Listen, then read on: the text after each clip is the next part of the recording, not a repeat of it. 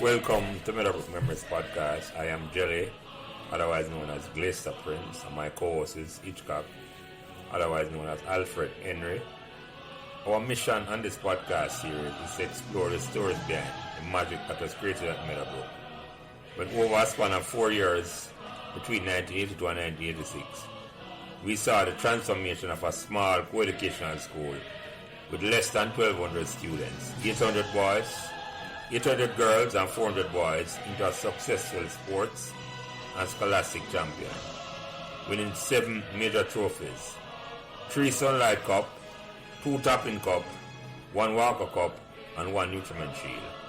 And to crown these achievements, Meadowbrook also produced 2 Rhodes Scholars, Cavell Creighton in 1987 and Andrea Wright in 1989, both graduates of Meadowbrook in 1983.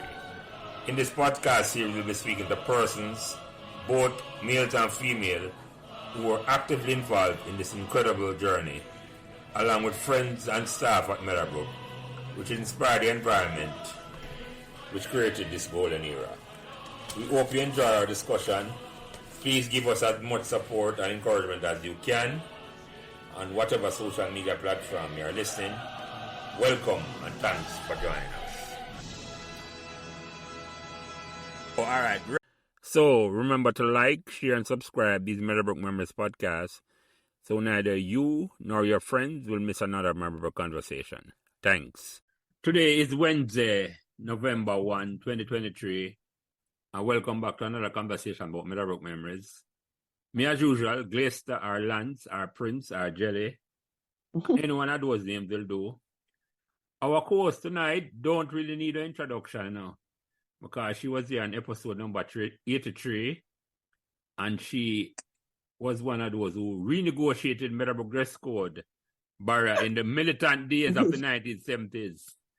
So you must go back and listen to Andrea King's Meadowbrook Memories in her own words, and episode 83, as I said, 83. And make sure you like, share, and subscribe while listening to Meadowbrook Memories, Andrea's Meadowbrook Memories. And a link to Andrea's podcast will be in the description page. Our guest tonight will need a proper introduction. Because even though she only spent 1 year at Meadowbrook as a teacher, but as you know from these conversations, once you step on Meadowbrook campus, that school is like our Hotel California. We will welcome you with a whole heap of love, because you can check out anytime, but you can never leave. Wow. Our guest grew up in the Evandale area. She was surrounded by Meadowbrook people, but she did not attend Meadowbrook. Her first teaching job after leaving Teachers College in 1979 was at Meadowbrook High School, and even though she only spent 1 year, which she described as a powerful year in her own words, and was very interested, and she did way more than teaching English and Spanish. Our guest in episode 89, Donald Sparks, remembers the teacher who drove the red MG and who taught Spanish. And even though this was more than 40 years ago, an MG, for the youngsters who in the audience who hearing this, was a hip car from the 1970s. So you know, our guest must have attracted a whole heap of attention just for the car she drove, and it was red at that. Anyway, she's here tonight to share her own Meadowbrook memories. So without further ado, Meadowbrook Memories welcome Jerry King Johnson, and her name on her birth certificate is Jerome. And she's our co-host, Andrea King Bird, younger sister. So introduce yourself first, Jerry. Okay. Well, thank you so much for making me part of this podcast. I'm so excited. I was excited to hear that a past student remembered that. And listening to Andrea's interview, podcast 83, I was really impressed with the work that you are doing, Sir Prince, Sir Jelly. So I am happy to be here. Yes, I've been teaching. I'm a teacher for the last 40 odd years. Oh, still okay, nice. I didn't even know that. Yeah. Well, let's put it this way. Once you're a teacher, you're always a teacher. A teacher, yeah. No matter what label they may put on you, because I have some labels on me. Okay. We get So we Jerry, we get we yeah, go ahead, Andrea. We get yes, into that.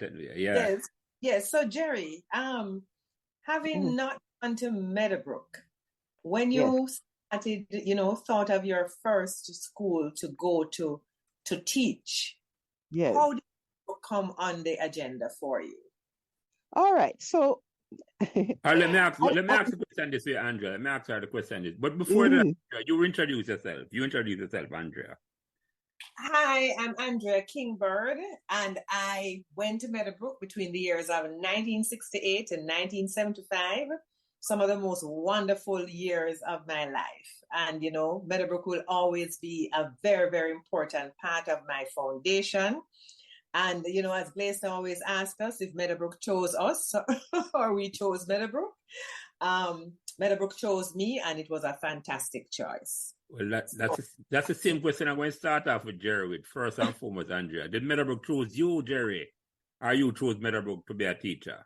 Well, the truth is that I think we chose each other because um, I have always been, it's like a stitching thing with a needle. I've been in and out of Meadowbrook because my best friend, Diane Eason, went to Meadowbrook. Mm-hmm.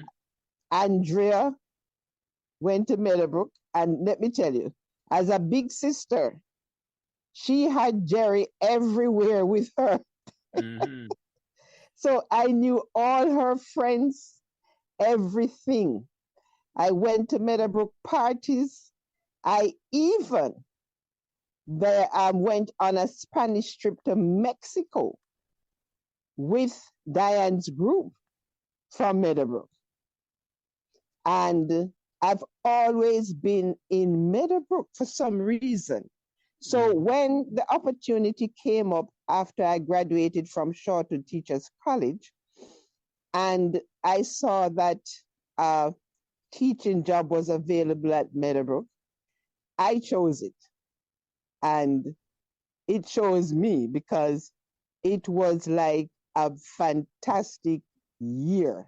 Mm-hmm. And that was 1979. I had just graduated from Shortwood. I was only 19 Mm-hmm. when I stepped into my first classroom at Meadowbrook.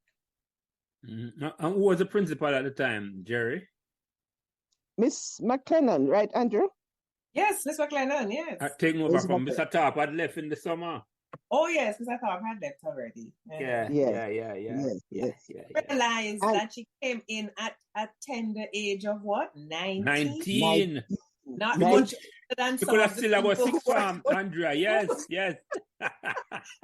and guess what? Guess what, guys? The students knew that I was a teenager. How do you know that, Jerry? You just still look like you go to school? No, it's you can sense it. They sense it, Yeah. especially BOYS. Yeah, man. So they always came to me and said, "Hey, Miss King, Letwina, man, how old are you?"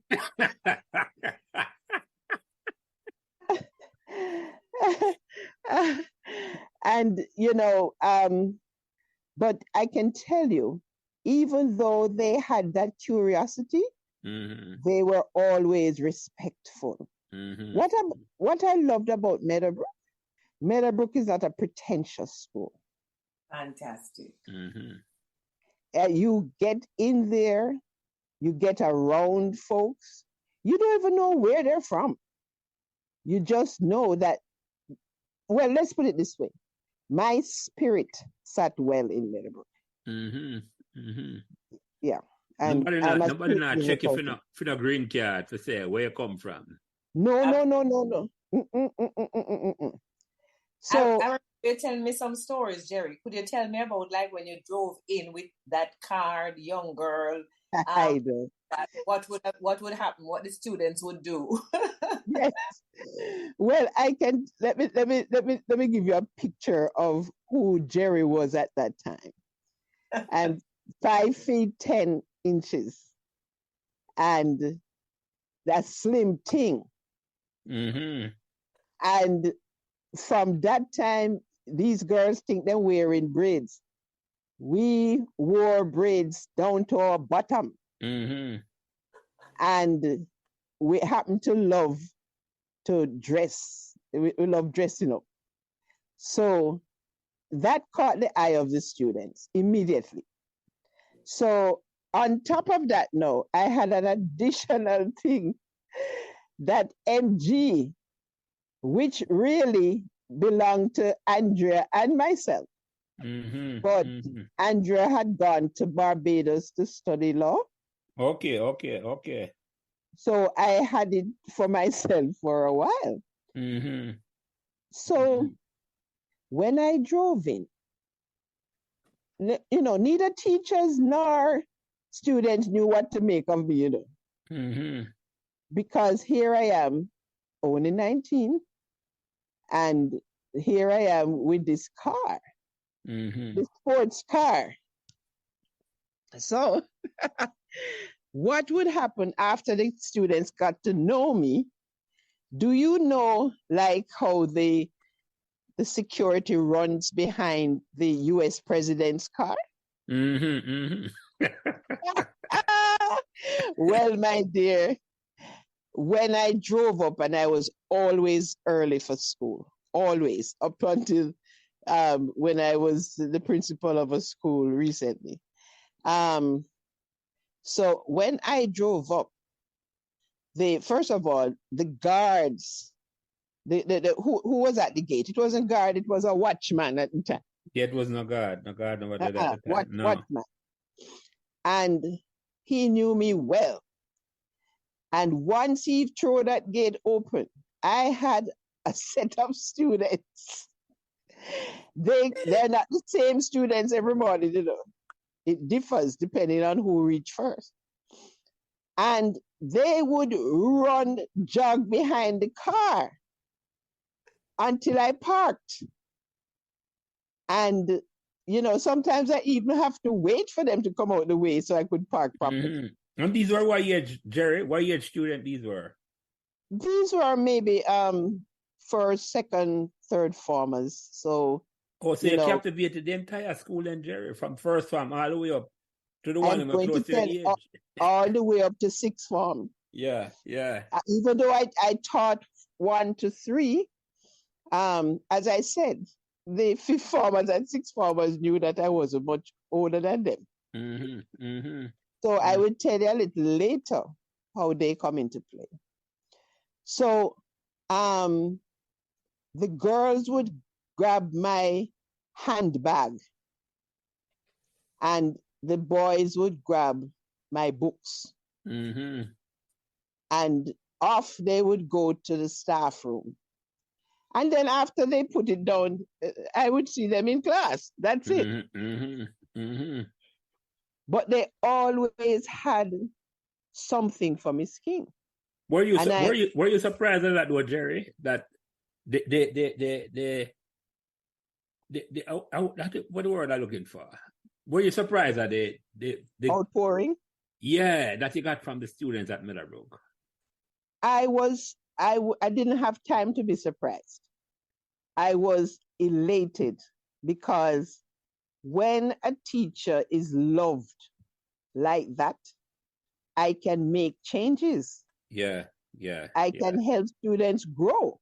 Mm-hmm. Mm-hmm. So once I captivated like that, for whatever drew them to me.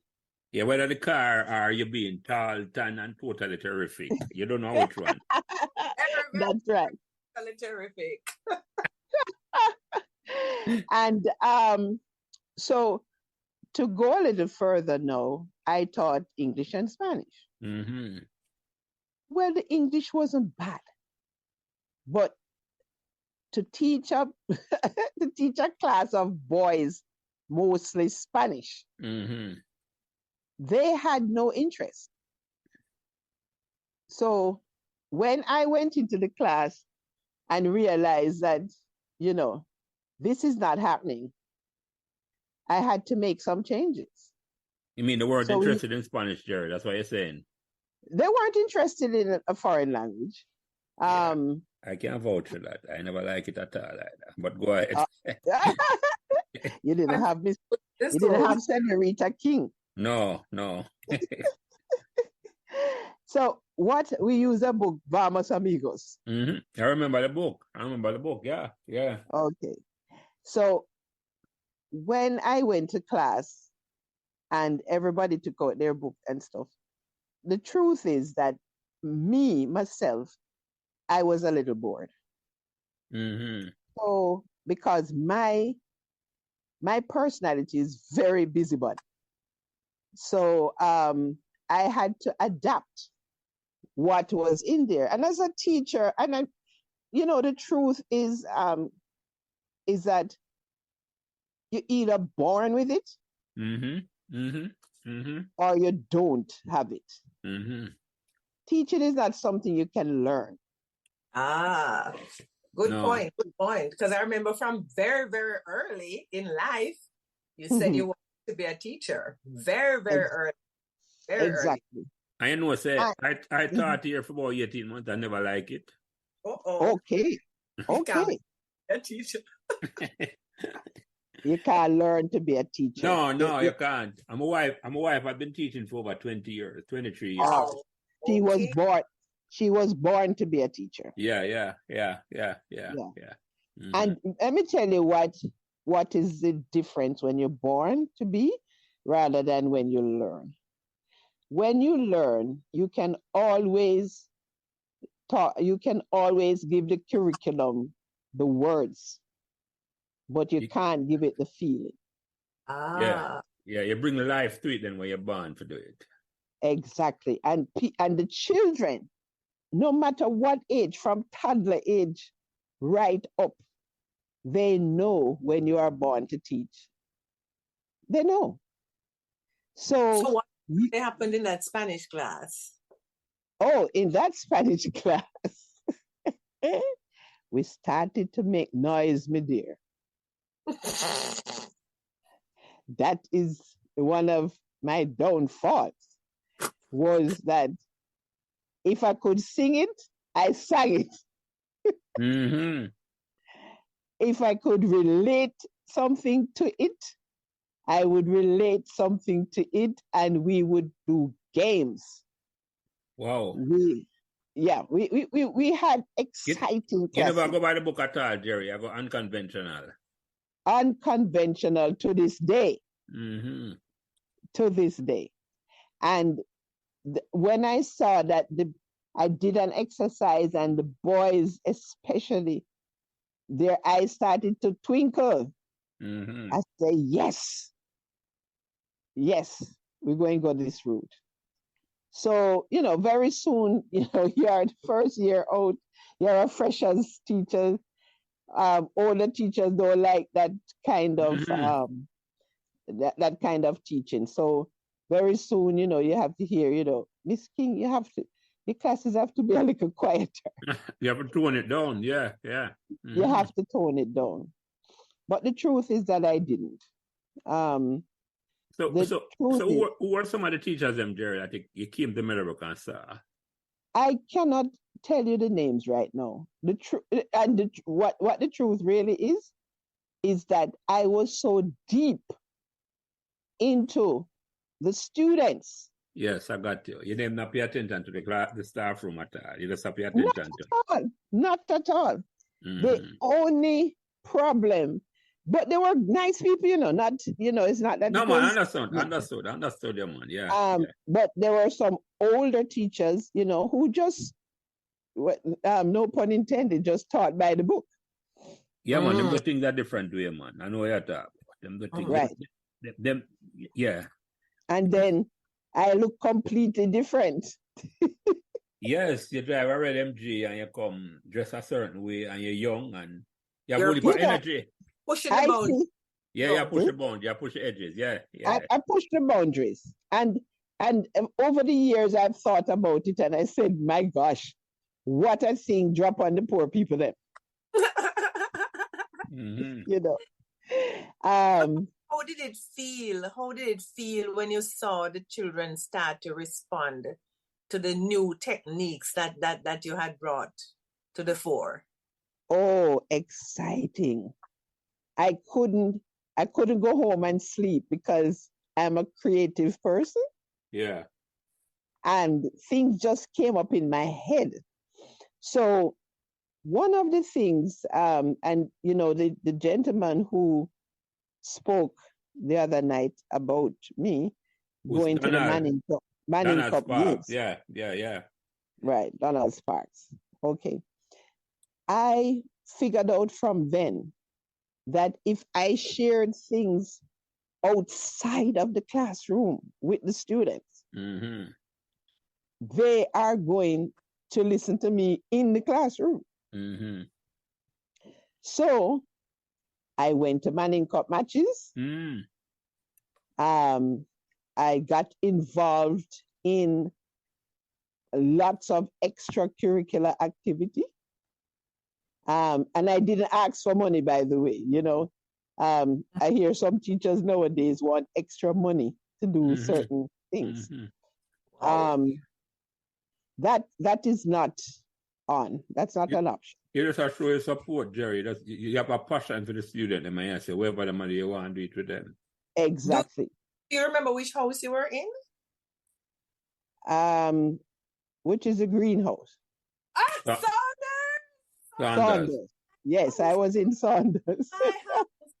SAUNDERSBICTORY. Because we tried. Awesome. But you know what, Andrea? Yes. Miss McLennan would have known.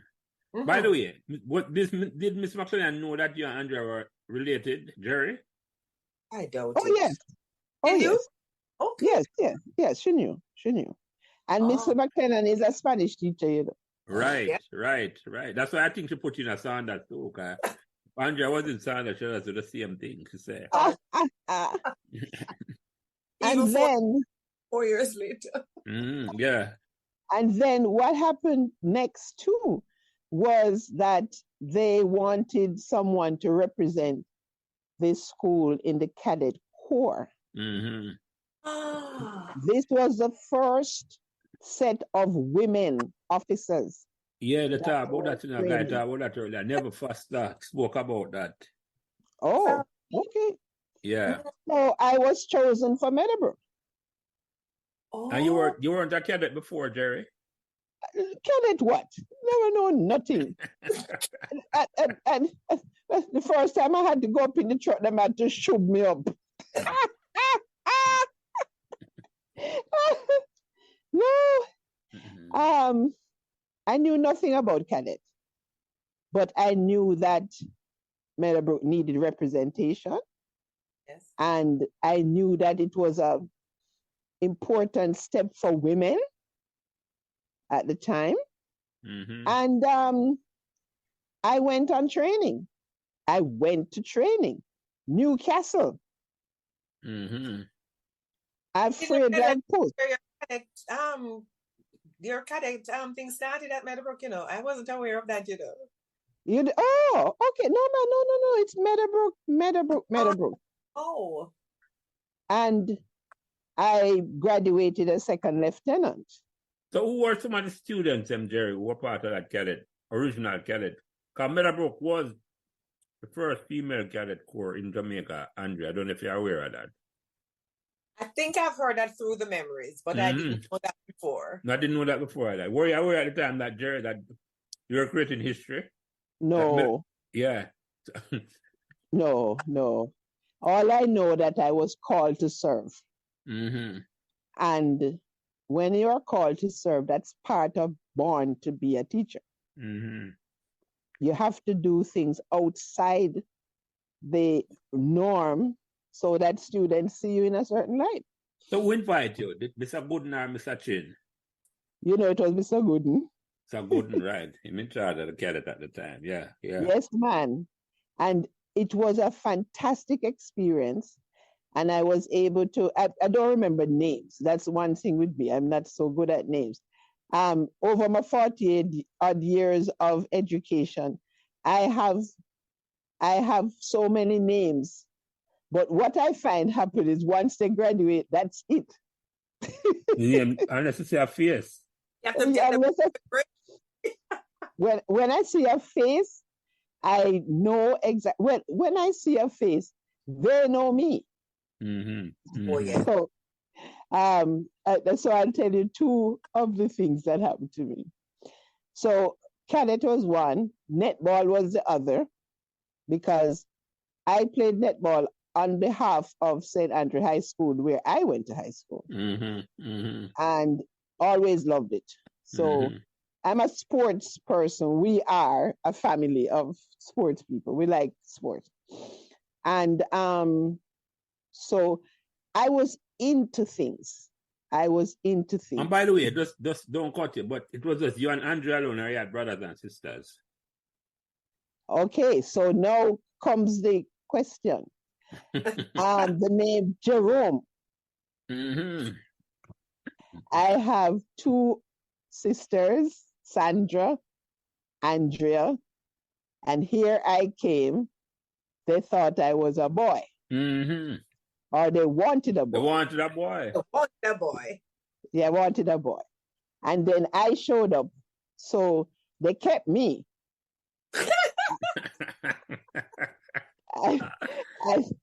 and gave me the name. And, there's something in names, you always hear that. But I'm a Jerome. I am definitely a Jerome. Yes. And ended up that I have 3 sons of my own. But I am a Jerome. I'm not a Michelle. I'm not a Carlene. I am a Jerome.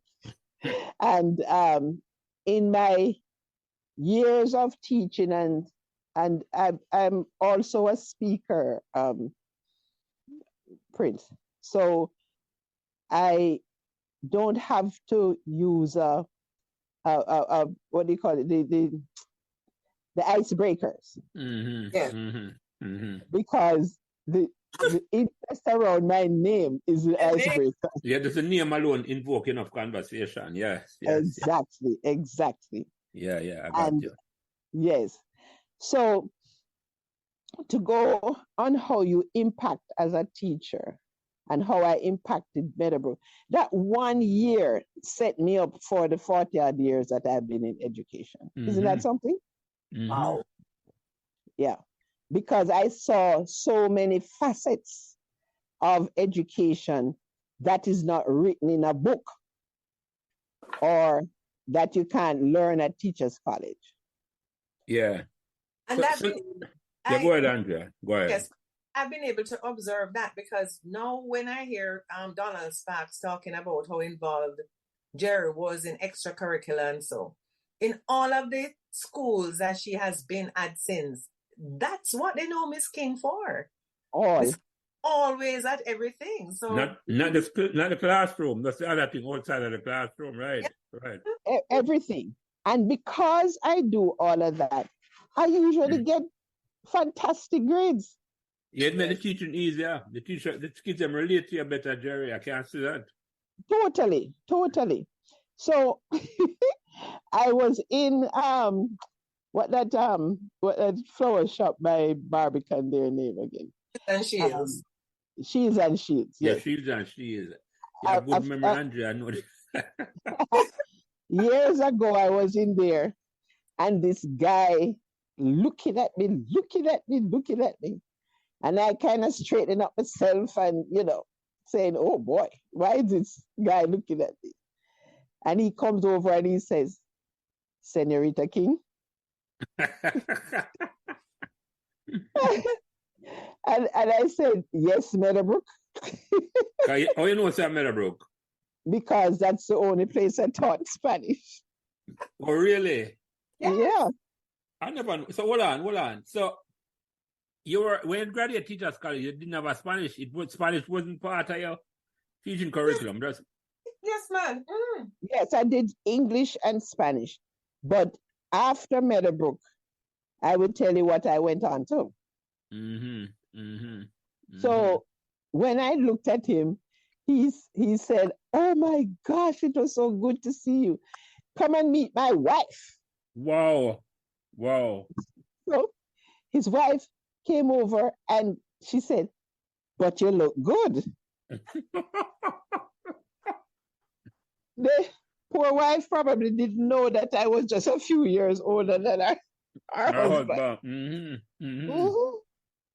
And also, I went to a function at Meadowbrook, and a whole set of people were looking at me now. And one of them bravely came over, one of the men, and said, Senorita King? And I said, yes. And then he said to the rest of them, turned and said, is she, come.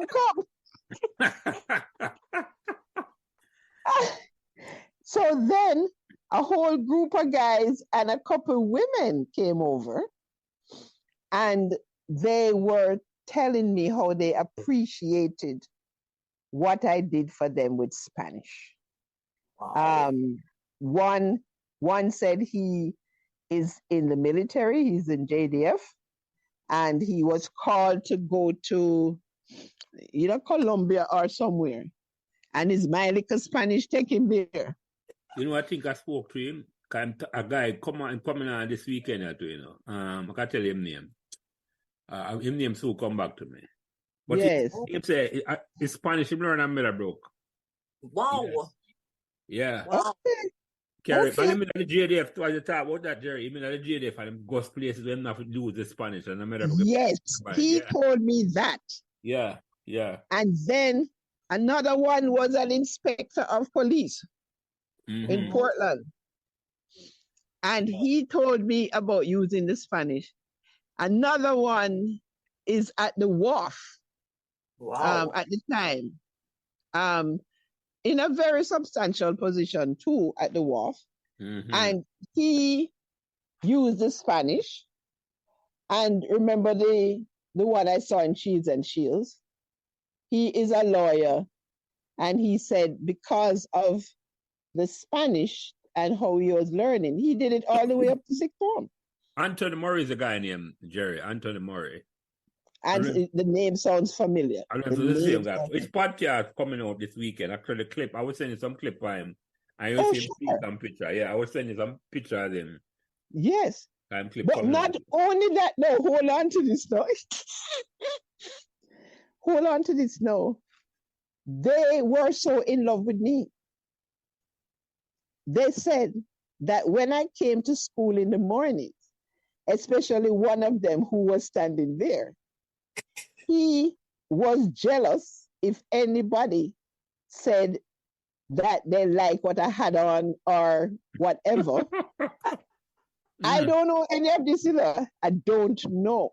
They might tell you this long afterward, Jerry. They are telling, because they were in their 40s, all of them. And wasn't it at Cheryl Hyatt Memorial? Yes. And you know what? They said, we would even fight over Miss King, I said, what do you mean fight? It's a fist fight. No, nobody must love her more than us. Oh. But Jerry, at the time, did you realize the impact you were having on them? Not at all. Not at all. I was just born to teach. You're just being Jerry. I was just being Jerry. We have a word, we call it becoming Jerry-fied. Oh, so really? Yes, my girlfriend said people need to be Jerry-fied. So you said, Jerry, if I have a Spanish teacher, maybe I love Spanish. I think you would love it. Would be a different podcast. It would be a different podcast. Yeah. But not, and then the other thing is that I became a friend, because you would be surprised to know, no, you're not surprised to know, so many high school, a lot of things going on in their bodies at the time. And but it's not that I had any big intelligence as to what to do. but I was given a gift. Yeah. Yeah. So, like a young man came to me one day and he said, "Can I talk to you alone?" Mm. And I said, "Oh Lord, another one going to invite me to the movies." Mm. They, they invite me to the movies and I didn't hear them. But you drive. Mm-hmm. But he had gone to the country for the summer and had intercourse and got a disease. Wow. He couldn't tell anybody that he lived with. But you have the Um, confidence in you to compel you. he came and told me, Mm-hmm. and I thought it fit to take him to my own doctor, Mm. and I did. And And keep it private.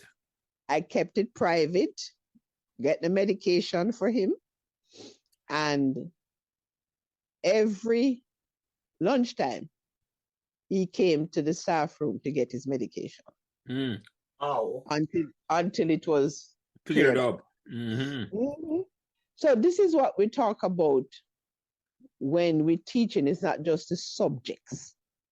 No, that is as I love to call it, Jerry, as a cricketer, those are beyond the boundary stuff. Beyond the boundaries. Beyond the classroom, yeah. Beyond the classroom.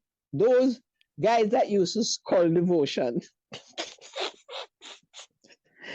they don't want to come to devotion because devotion boring. One day I was on the duty to walk and see where the students were, if any were there. And I came to the back wall. And on the back wall were about 6 of the guys. And they jumped when they saw me. And I said, "Don't jump. What are you doing here?" And they said, "Well, devotion is boring." And I said, "But you know, it's part of what you have to do for school." They said, "Are you going to give us up?" I said, "This is what I'm going to do.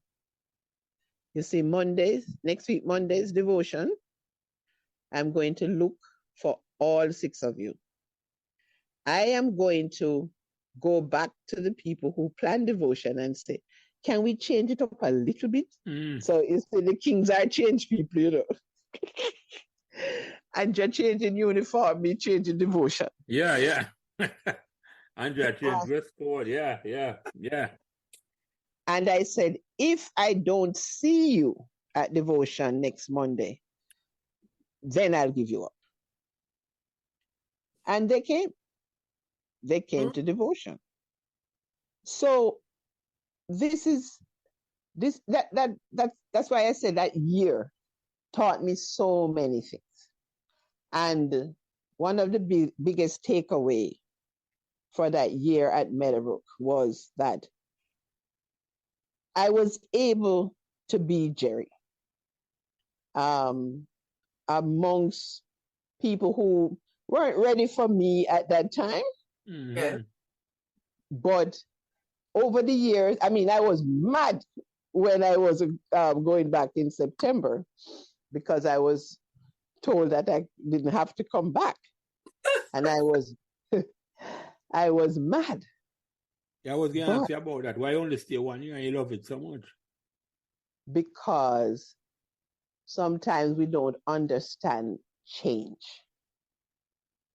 People don't understand change. People don't understand that students can learn in different ways to get fantastic results.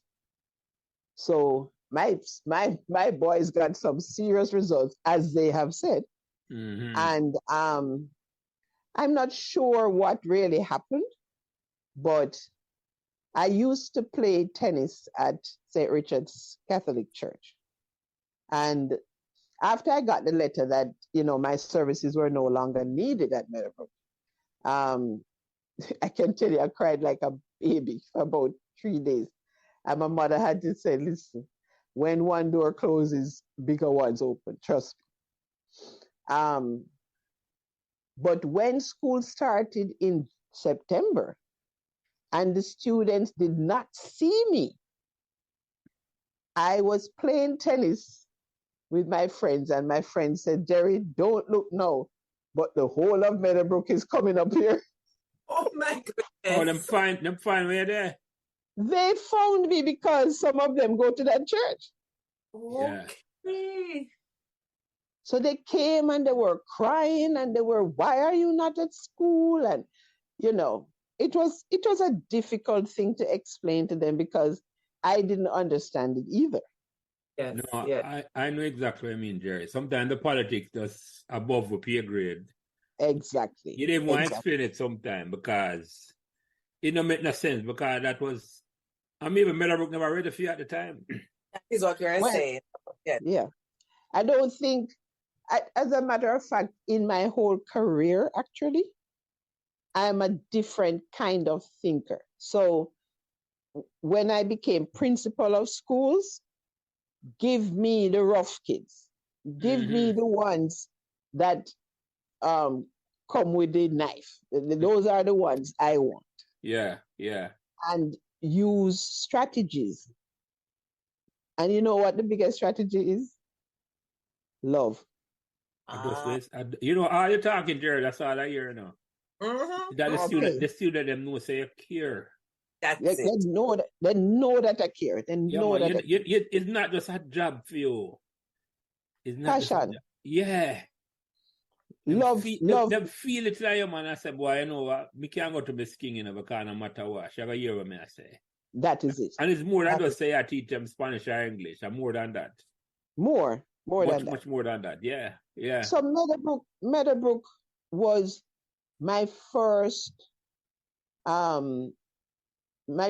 job, but it was a job of a lifetime because over my career, I have met with a lot of the different challenges that I had at Meadowbrook, and was able to deal with them.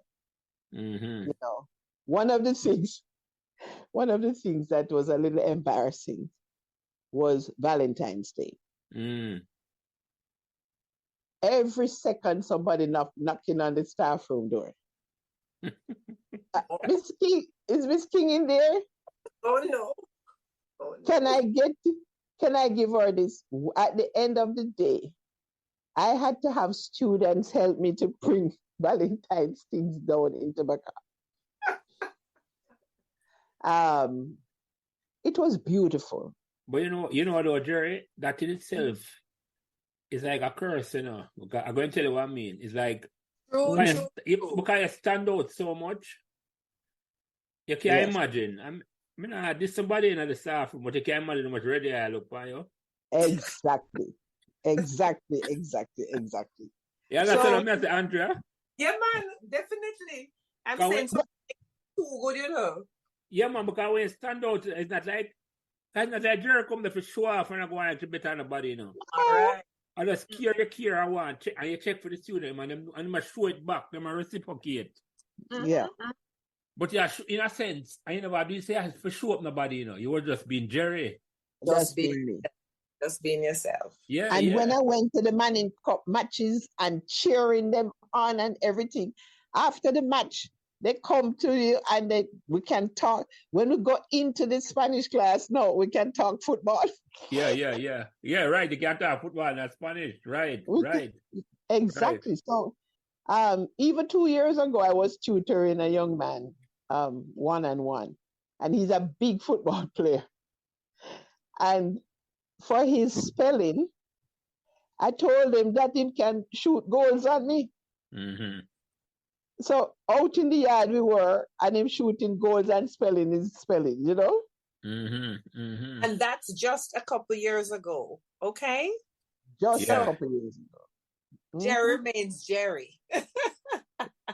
No, so Jerry, Meadowbrook was beautiful. Yeah. I can't see the impact you had on the student, man. And even tell us about the Meadowbrook, like some of the parties you'd have gone to with me in my time.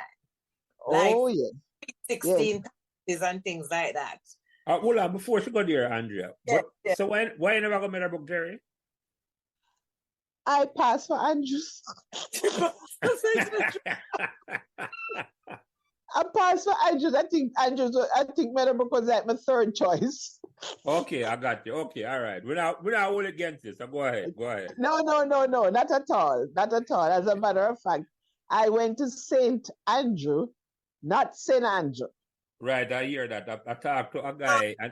Andrews. Yeah, man. I recently me here, so that's what I forgot it. St. Andrews. So. No, St. Yeah. St. Andrews. Yeah. I went to St. Andrew. I was one of the Roots girls, you know. But I lived a lot over Meadowbrook. I went to the Meadowbrook parties with Andrea, as she said. The Sweet 16s, I remember, up on Dunmere Drive and everywhere. I went with my girlfriend Diane and her crew to parties. Mostly Meadowbrook. I mean, Meadowbrook is a community school. Yeah. A community school. And, you know, I'm happy to see that because by, you know, that time Meadowbrook was smaller. Now it's huge. So I'm happy to see it holding its own. I think they have so much to go, you know, so many things to accomplish. And as a smaller school, you're able to do that, you know? And let me ask you this. What was it like? You went to St. Andrews, and that was an all-girls school. When you step into a co-educational school at your age as a teenager, were you intimidated? What do you expect, and how did it turn out to you? I wasn't intimidated, but guess what? I was wary because I'm from an all-girl family too, you know. And then I went to Shortwood all-girl too. I didn't even know that Shortwood was an all-female campus. At that time, yeah. So when the boys started to play their tricks, and they did, they did walk between you and the blackboard. Yeah. You know? But I don't know. I've always had a skill to change things rather than panic and say, oh, I'm going to bring it to the principal. I've always been able to change situations and make it humorous. So if they do something like that, walk between me and the board and rub against me or something, I just said, well, I'm going to excuse you. You can go to the bathroom now. And the whole class would laugh, you know. You disarm the situation, Jerry. Always disarm the situation. Yeah, but hold on. Well, let me ask you something though. Because I have a special gift, you know. You ever think, say, your gift could have been duplicated? You think you could have teach it to somebody else, or you have to born with it? I think it can be duplicated if you want to learn it. We are kind of stuck in a cycle in Jamaica of corporal punishment and those things to kind of to change minds. It doesn't. It really doesn't. It don't work. No. I definitely don't believe in it.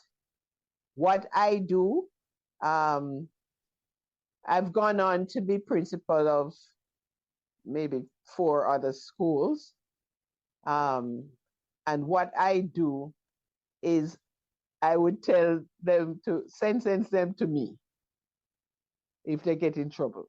And what I do is sit with them in my office and don't say a word. Because most times they would be upset to be brought to my office. So what I would do is wait until their breathing goes down to normal. You make them calm down. I make them calm down. And then I would say a word like, Have you had lunch yet? I would say when that I said, do you want a chocolate or a candy? No. I'm not giving them anything nicer because I'm strict. Yeah. But you But ask him to have lunch. Yeah, go ahead. Sorry, Jerry. so I'm disarming them, and then I would say, look at a good-looking boy like you know. Good thing I don't have any girl children because I could not introduce you to them, and they would laugh. Mm-hmm. And we would go on. So, and we had some students who were smoking weed, Mm-hmm. and they would come to me and they would say, Miss King, you're so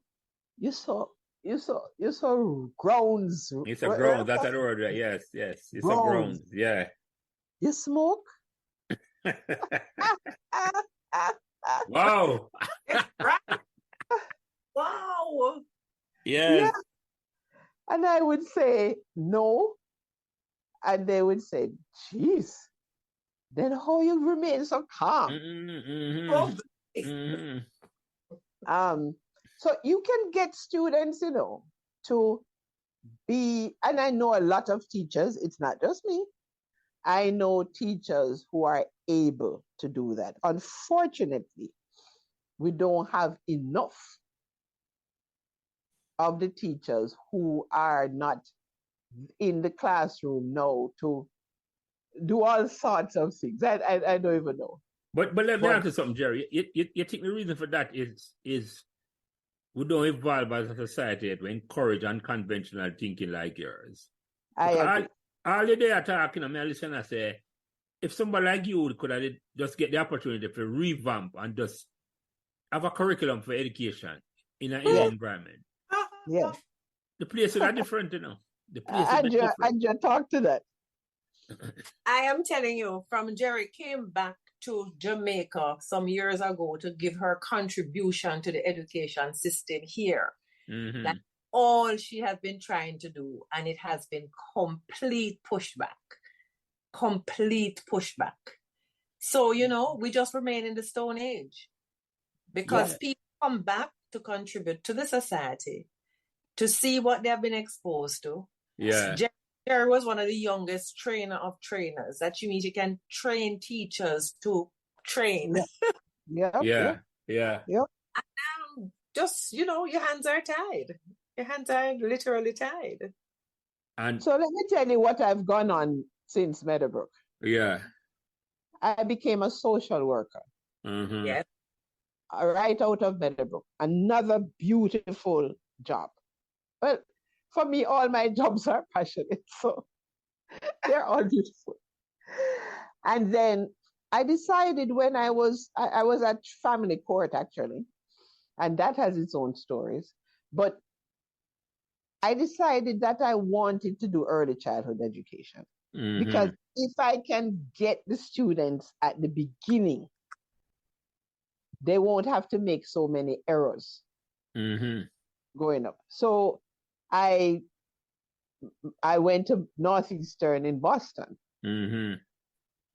And there I did early childhood education because no teachers college in Jamaica was offering it at the time. Mm-hmm. And then I went on to be an early childhood teacher. And then my director decided to mentor me. She saw something in me. And I became the director in Westchester County, New York. Mm-hmm. The first Black woman and the first Jamaican to certainly head up that directorship. Mm-hmm. And then I ended up coming back to Jamaica. And I was the principal of Priory School and Bel Air. Mm-hmm. But in between there, I did public relations and marketing. And, with that teaching, and I want young teachers to know this. Somebody once said, with a teaching certificate, you impact everything. So I used it, and now I'm a speaker, and I love it. And I also I'm also involved in special education, namely with autism, because I have a son with autism. And I just love, what I do. When I was the principal of Bel Air in Mandeville, it ended up that I can't remember who was second in charge to Miss McLennan. Lovely Dr. lady Morris. was Dr. Morris. No, man. No. Second. No, vice principal. Mrs. Morris. Mrs. Morris at the time. Really? Okay. Yeah, Because man. you Okay, no, it was another teacher. Oh no, this person was a teacher then. Yeah, she taught English as well, Jerry. Mrs. No, Morris. it's not Miss Morris, because Miss Morris knows- loved me like cook food. Okay. Was it Mhm. Mrs. Huh? Headlam. Yeah, Miss Headlam. Because she was in charge of the second trip. That's correct. Yeah. Okay. It ended up that her granddaughter came under my hand. Wow. And let me tell you, what am I known for as an educator? I give hugs. I give hugs from preschool right up to high school. And people and parents know this. So that's what I probably was doing at Meadowbrook. Yeah, no, you started there, Jerry. You test yourself there now. Yeah. You realize that this feel good enough. You never stop doing it now. No. That's it. I never stop. You know, it's just a pity, say. And it's not too late now. I won't tell you why I said that. I won't tell you. I won't tell you why I said that. I'm thinking about it where I say. That's why I asked you the question if it can be duplicated, Yeah. And it's Sunday gone, We do another program for Pembroke members too. And a guy used to go to Meadowbrook. And I'm going to send him the podcast. He had dyslexia when he was going to Meadowbrook. And him talk about the challenges he have. And then when him come a foreign and him go Baruch College, him recognize him have dyslexia. Yes. So all this time I go to school, and him say lunch, say, you want to start at identification program in Jamaica. And Sunday I talk about it on a program we have, a live show. For do with Pembroke Primary. That's what that's how we used to go. And so we want a testing thing. We want a testing thing. And just I listen to you now, I say, but Jerry, I say, no, we can't teach people to identify just based on the facts there. And I went to tell you, I look on it, Jerry. I'm listening in my mind. I'm not a teacher, but me look one thing and I say, I think about it, say, how could you do this online? What's stopping you from duplicating yourself online and teaching people that this is this are the way forward? What's stop? You never think about that yet? Of course. Hear what happened. No, this is this is pure God work, because so me believe. Because that is very, very much a part of what I was thinking through. Andrea knows. And sometimes you get the messages in different ways. And now, even a friend said to me when I told her about Mr. Sparks and what he has said and stuff, she said, Jerry, you are being called again to ministry. So let us see what God has planned, darling. No, all right. And this time, Jerry and Andrea, because somebody start a podcast, you have to look on it and say, if you ask for permission, you just go out there, go do it. Yes. We have one line in the new online world, no permission necessary. That's the truth. You just go out there and say, this is what you offer. You just have to start doing it. You offer, in your case, Jerry, whole heap of love. And say, this is how It's a better, and I'm going to send you information about what we are trying to do from because I'm going to send you the Sure. conversation we had and the conversation about Martin. You can take a look on it and trust me, if you're interested, I want to come help you. I just to show how to go forward because I love your passion on me here. I just love when me hear you talk and say it. I just say, I got work, I just say. I can't put it no other way because I never know. Yeah. and you know, when I heard Andrea mentioned on your podcast that I used to teach there, you know, it's been so long that I didn't even think of it. And then from she tell me about this man, this young man, I was just saying to myself, at 19, the impact on him. Yeah. I was wise. Yeah. To know what to do with these young folk. And I want him come and book like you know, Jerry. That is it. Yeah. It came from Woolmaz. 1 year come and book. Yes. Wow. I would love to talk with him at some point. Definitely. When we got up, I'm going to share each other number. When we're going to get the Yes. I talk to him already and tell him, boy, the conversation, when we talk about you, it reached our assistant, she come on for the podcast. And I said, boy, Jerry.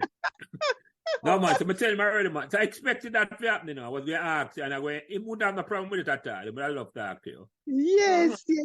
And I go back to the fact that there are many books that are written, but what you cannot write is how people, what you take away, what people take away from you. You can't write that. The heart, you know. I had a student, because I wear my hair low, and the student's mother went and cut her hair low. Yeah. And she came in and said to the student, this is an elementary school, said, how come you don't tell me how my hair look? And the student said, because it don't look better than Miss Kingon.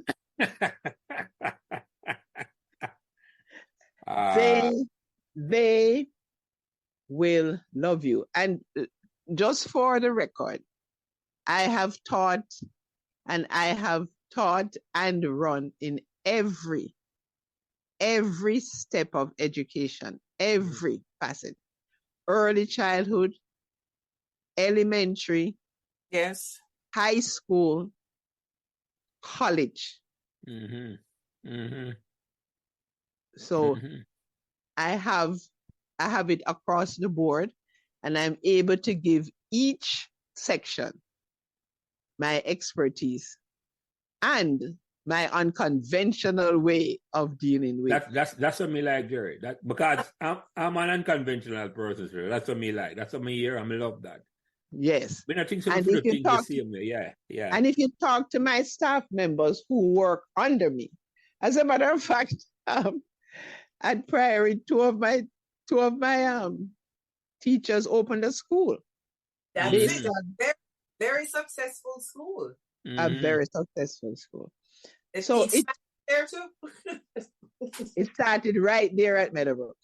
Yeah, man. No. I would definitely make you say what we are trying to do at Promocard. I'm going to share the podcast with you what we talk about Sunday. Yes. Definitely, because I'm definitely just a passion alone, Jerry. You can help us a whole heap. Trust me upon that. But let me ask you a question though. Boys or girl, which one is easier to deal with when you teach? For me, I have an affinity to boys. Not that they are easier, but I think our young men get a hard time. That's an understatement, Jerry. It gets worse somewhere. That is an understatement. But go ahead. You have three sons. They should know. Yeah, and on top of it, we don't, as educators, understand educating boys. We are educating everybody at the same level. Mm-hmm. Same pace and everything. the same pace, and so on. And boys But develop different and learn different. Yeah. later, yeah, they develop later. Later, So, yeah. so when we go to high school, when boys pass the common entrance, because everything up to common entrance and GSAT and Yeah. whatever the new names are, everything is push, push, push, push, push, push, push. So it's kind of just a repetitive kind of education. But then when they get to first form,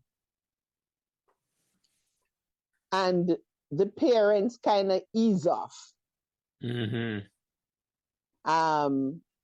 By second form, most of the boys don't do well. By third form, they are confused. Wow. And I think third form teachers are very important. They need that security to move on to fourth form, because this is when the maturity is starting to catch up with them, and you realize that fourth form, just before fifth form. And life will catch up with them, I know, yeah. Exactly. So they don't have a lot of time. So I like to spend time trying to build them from a little earlier. But meet them where they are, meet them where they are. So you think, Jerry, if more males were in the classroom, did that make a difference? Okay, so that's a trick question. People would say, yes,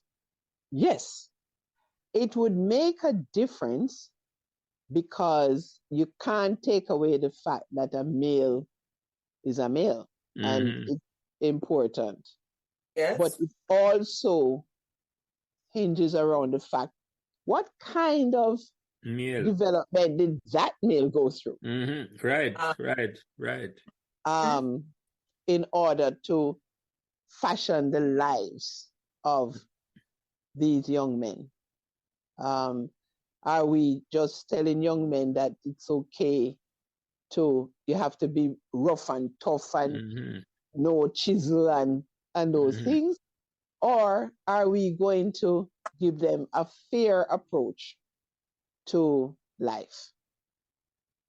It is important to note that a lot of our children have grown up in Jamaica under a lot of stress.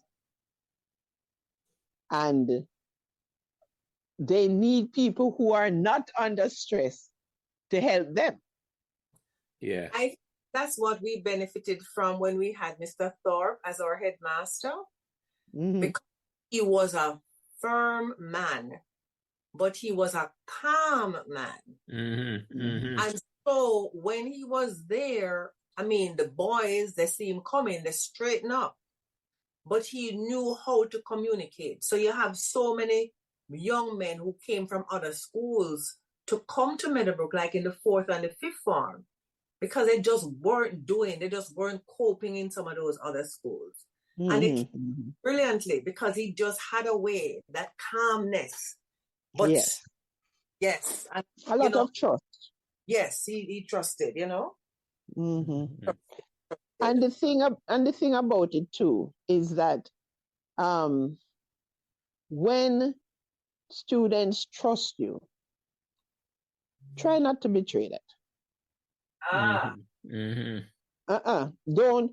You see, I don't know of any situation, zero, that I had to bring at Meadowbrook, that I had to bring any of my students up to the principal. I sorted it out myself in the classroom. Yeah. I made the students sort it out themselves. Some wise God gave me a thing to say at the beginning of the school term when I went there. The first page in everybody's book is the rules of the classroom. Yeah. And it wasn't that I came up with the rules. They came up with the rules and the consequences. They wrote the rules for themselves. You help them write the rules. Exactly. Excellent. So when they didn't have the homework, you would hear somebody in the class say, rule number 5 applies. Okay. I love that. Them are police themselves as well. Yeah. Absolutely. Thing. I love it. But you know, one of the most important things that my career has, it's so beautiful. The children don't want to betray me. They don't want to be disrespectful. They don't want me to, three children came, the 3 boys, they had a piece of fight, elementary. And they come, Miss King, Sean hit me. Miss King, George hit me. No, And I said to them, you know something? I wasn't there, so I don't know who hit who. But I'm going to give you an opportunity to go out in the hallway, figure out what really happened. And by the time you come back to me, make sure that you're friends. Well, my secretary and I were able to hear what they were talking about when they were sorting it out. But you really hit me, you really hit me and it hurt. But you really hit me. But guess what? We have to come up with something before Miss King calls us again. So I call them, and I use, a lot of it is theater too, I use my theater voice. Boys, come in. And they come and I said, calm down.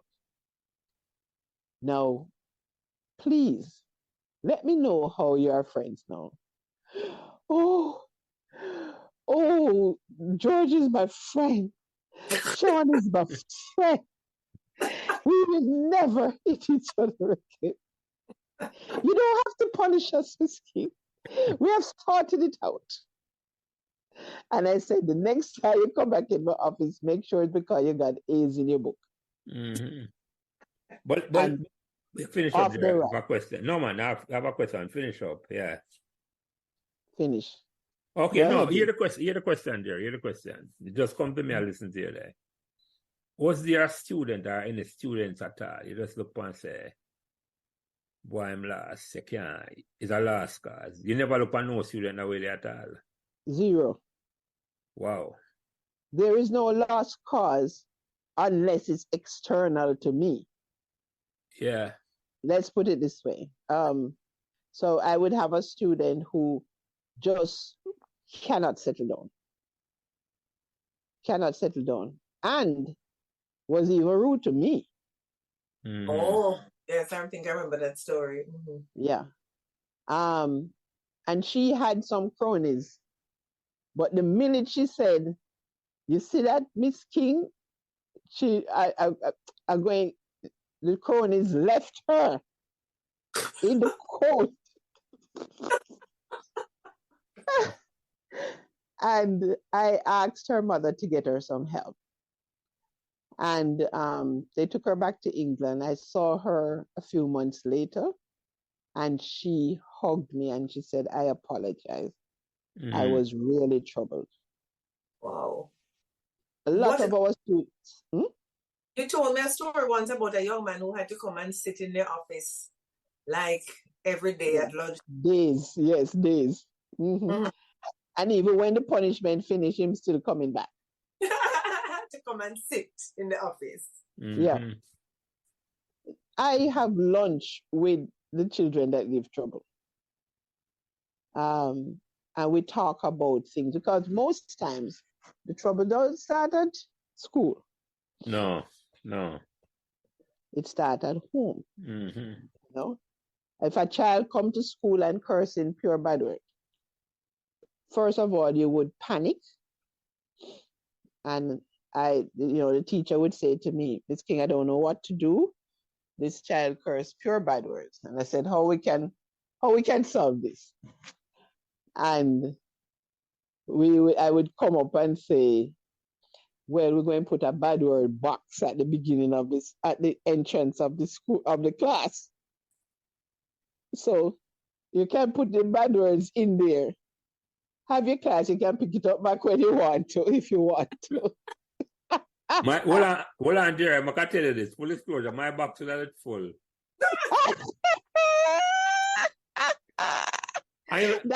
You know the funny thing about that, Jerry?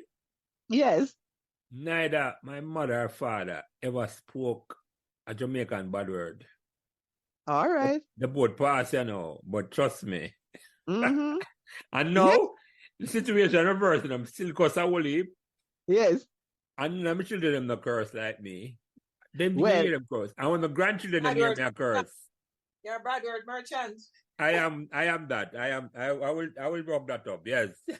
Okay, so I think that I should speak to your wife about a bad word box. And you put it in there before you reach home. My grandson and my granddaughter will pull me up on whenever I'm driving. And as I start cussing, I say, Papa. So sometimes Papa for cuss, man. I want to. No. Because guess what happens? When children curse, and people used to think it's cute. Mm-hmm. Yeah. But when they go in the inappropriate place with it. Yeah, man, if them know how to govern themselves. Right. That's it. And people start to judge you. Yeah. And don't give you the best of themselves because they expect you to be that person. Yeah. Yep. So let me ask you a question about Meadowbrook, Jerry. Mm-hmm. What the most embarrassing moment you can remember at Meadowbrook? You can look back upon with a smile. Oh, when I took out my braids and I had them in the car because I was going to the hairdresser in the evening. And braids were just coming in a fashion them time there. Yeah, man, we used to wear braids. Yeah. And so I took out the braid here, and when my little troops unload in the car, yeah, one ball out, you going to carry your head with you?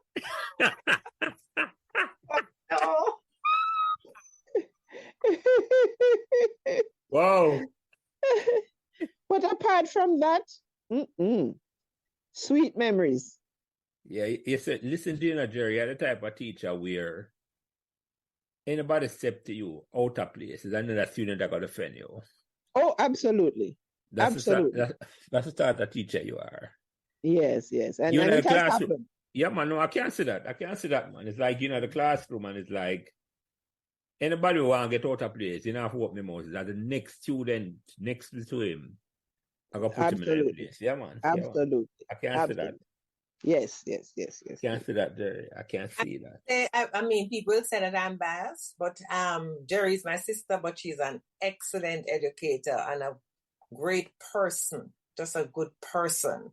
What? And as Lance was saying earlier on, that sometimes when you're a good person, people cannot understand it. They're like, I'm waiting to see the bad part to come out. But yeah, there's bad part to come out, Yeah, because our parents like that. Our parents grow us just to be, everybody equal. Everybody equal.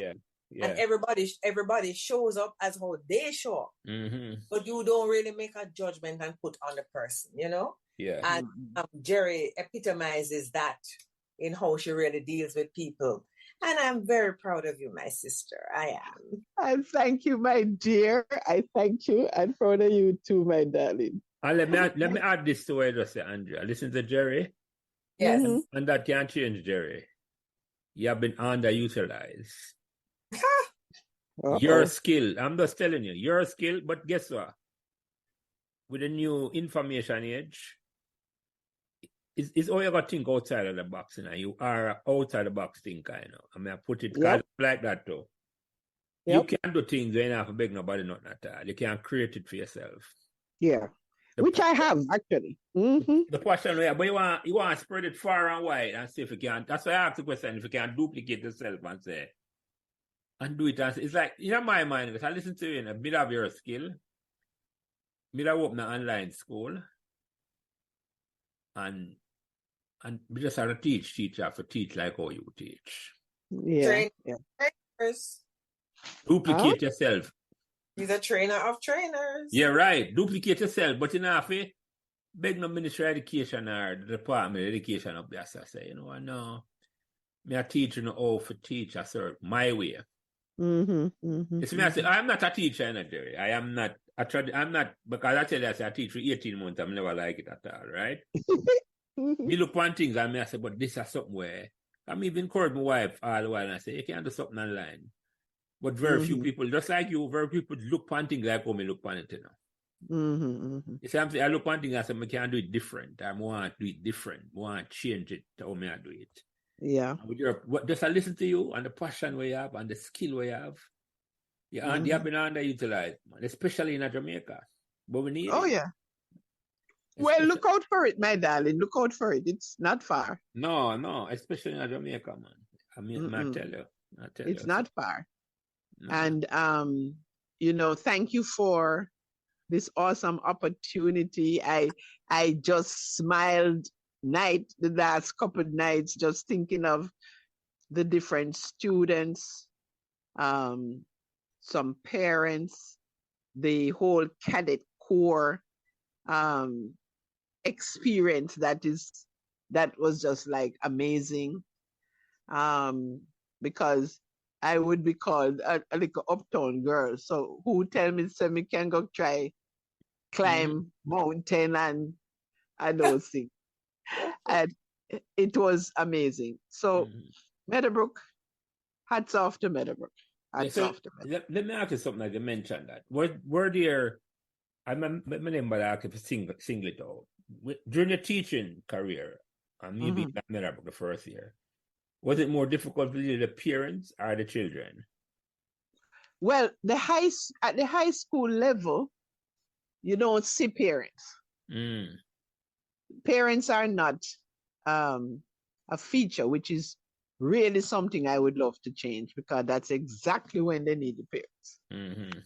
And in that, those parents, to give them the lunch money and stuff, they need to, just like common entrance or GSAT or what they call it now, they need to hold the hand, even if they can't do the work, because our parents couldn't do our work, but the support mechanism. Oh yes, you don't wake up asleep while you're studying. Yeah, and certainly they would know what we studied, But I say this to say, I am also an unconventional learner. So that's why I am able to go around certain things. My sister would know. and the beautiful thing about it is that even going to the school that she went to, they didn't realize who Jerry was, until I think in the fourth form, when we made a decision that take your exams this year privately until the next year comes, and when you pass, then you have the confidence of going to the fifth form, So even though we're only 3 years apart. I'm telling you, she's my little sister. But I'm going to put it to the 200 now. I'm going to put it to the 200 now. Yes. I don't think Jerry found herself until she started teaching at Meadowbrook. I think that's when you really express yourself and find yourself and have the confidence to just express yourself. Oh, yeah. Meadowbrook is that sort of environment, Yeah. It allows you to, and I don't think you could have gone to that school. Oh, no. And have the freedom to do it in a co-educational school like that. Yeah. Right? Where you had the freedom for, and it was Miss McLennan first year as principal. She was a female like you, teach Spanish like you. And it's not just Miss McLennan alone. I think Meadowbrook was founded for experiment with things. Yes. Yes. Mhm. And you epitomize that experiment more than any other teacher I ever talked to there. Just I listen to you, to how you talk. Thank you. And the memory with them students have. But I never teach Sparks. You wouldn't have taught him, you know. That is Exactly. it. That is what I realize now, that you wouldn't have He was taught. in fifth. He was repeating fifth form when he came. That's right. And I only taught from 1 to 3. But then, as I said, I had all the sixth formers. But they played on the Money Cup team and the Sunlight Cup team, so right. Yeah. Exactly. That you had a teacher who used to support their sports. Yeah. And if you ask any school right now, and even the school that my two teachers opened, I see them at the games. Because they have taken that from my mentorship. So, I guess I often say, if I see a little bit of me in my teachers, it's wonderful. My same friend said to me, she always go out with me in Mandeville, and she would see parents running to hug me. And when I was leaving, parents were crying. So she often said to me, nobody would know, but I have seen it for myself. So you know what, Jerry, I'm going to get a title for a book you need for write, and it come off. I tell you, I listen to you. It come off. The book will inspire me. I will leave when I play cricket, and it was by C.L.R. James, Beyond the Boundary. And I don't know if you never read the book, but a little history with that was that he wrote that book when Sir Frank Worrell became captain of the West Indies team. First time a black man became captain of the West Indies team. Okay. And it was his writing, in a sense, forced the West Indies cricket selectors to make the best man be the captain of the team. Wow. Yes. If all I'm saying to you, so it's just I listen to you now, it's beyond the classroom. That's the title for the book, man, again, beyond the classroom. Because you not talk about nothing inside of the classroom, but they talk for almost 2 hours, or 90 minutes, True. You not talk about no tactics or no lesson plan or none of them traditional things. None of that at all. None of that at all. And you hear the passion come out, and everything is so unconventional. And I said, this is how, the strategy of a love. Yeah. And it goes beyond the classroom, as I say, go to the parents them, and the students them know. Yeah. And in fact, it took me years to realize that was what was happening. Yeah, it was beyond the classroom, Jerry. It was beyond the classroom, man. I like it. Maybe that's the name of my my online. Yeah, exactly. Well, exactly, Jerry. Exactly. Serious.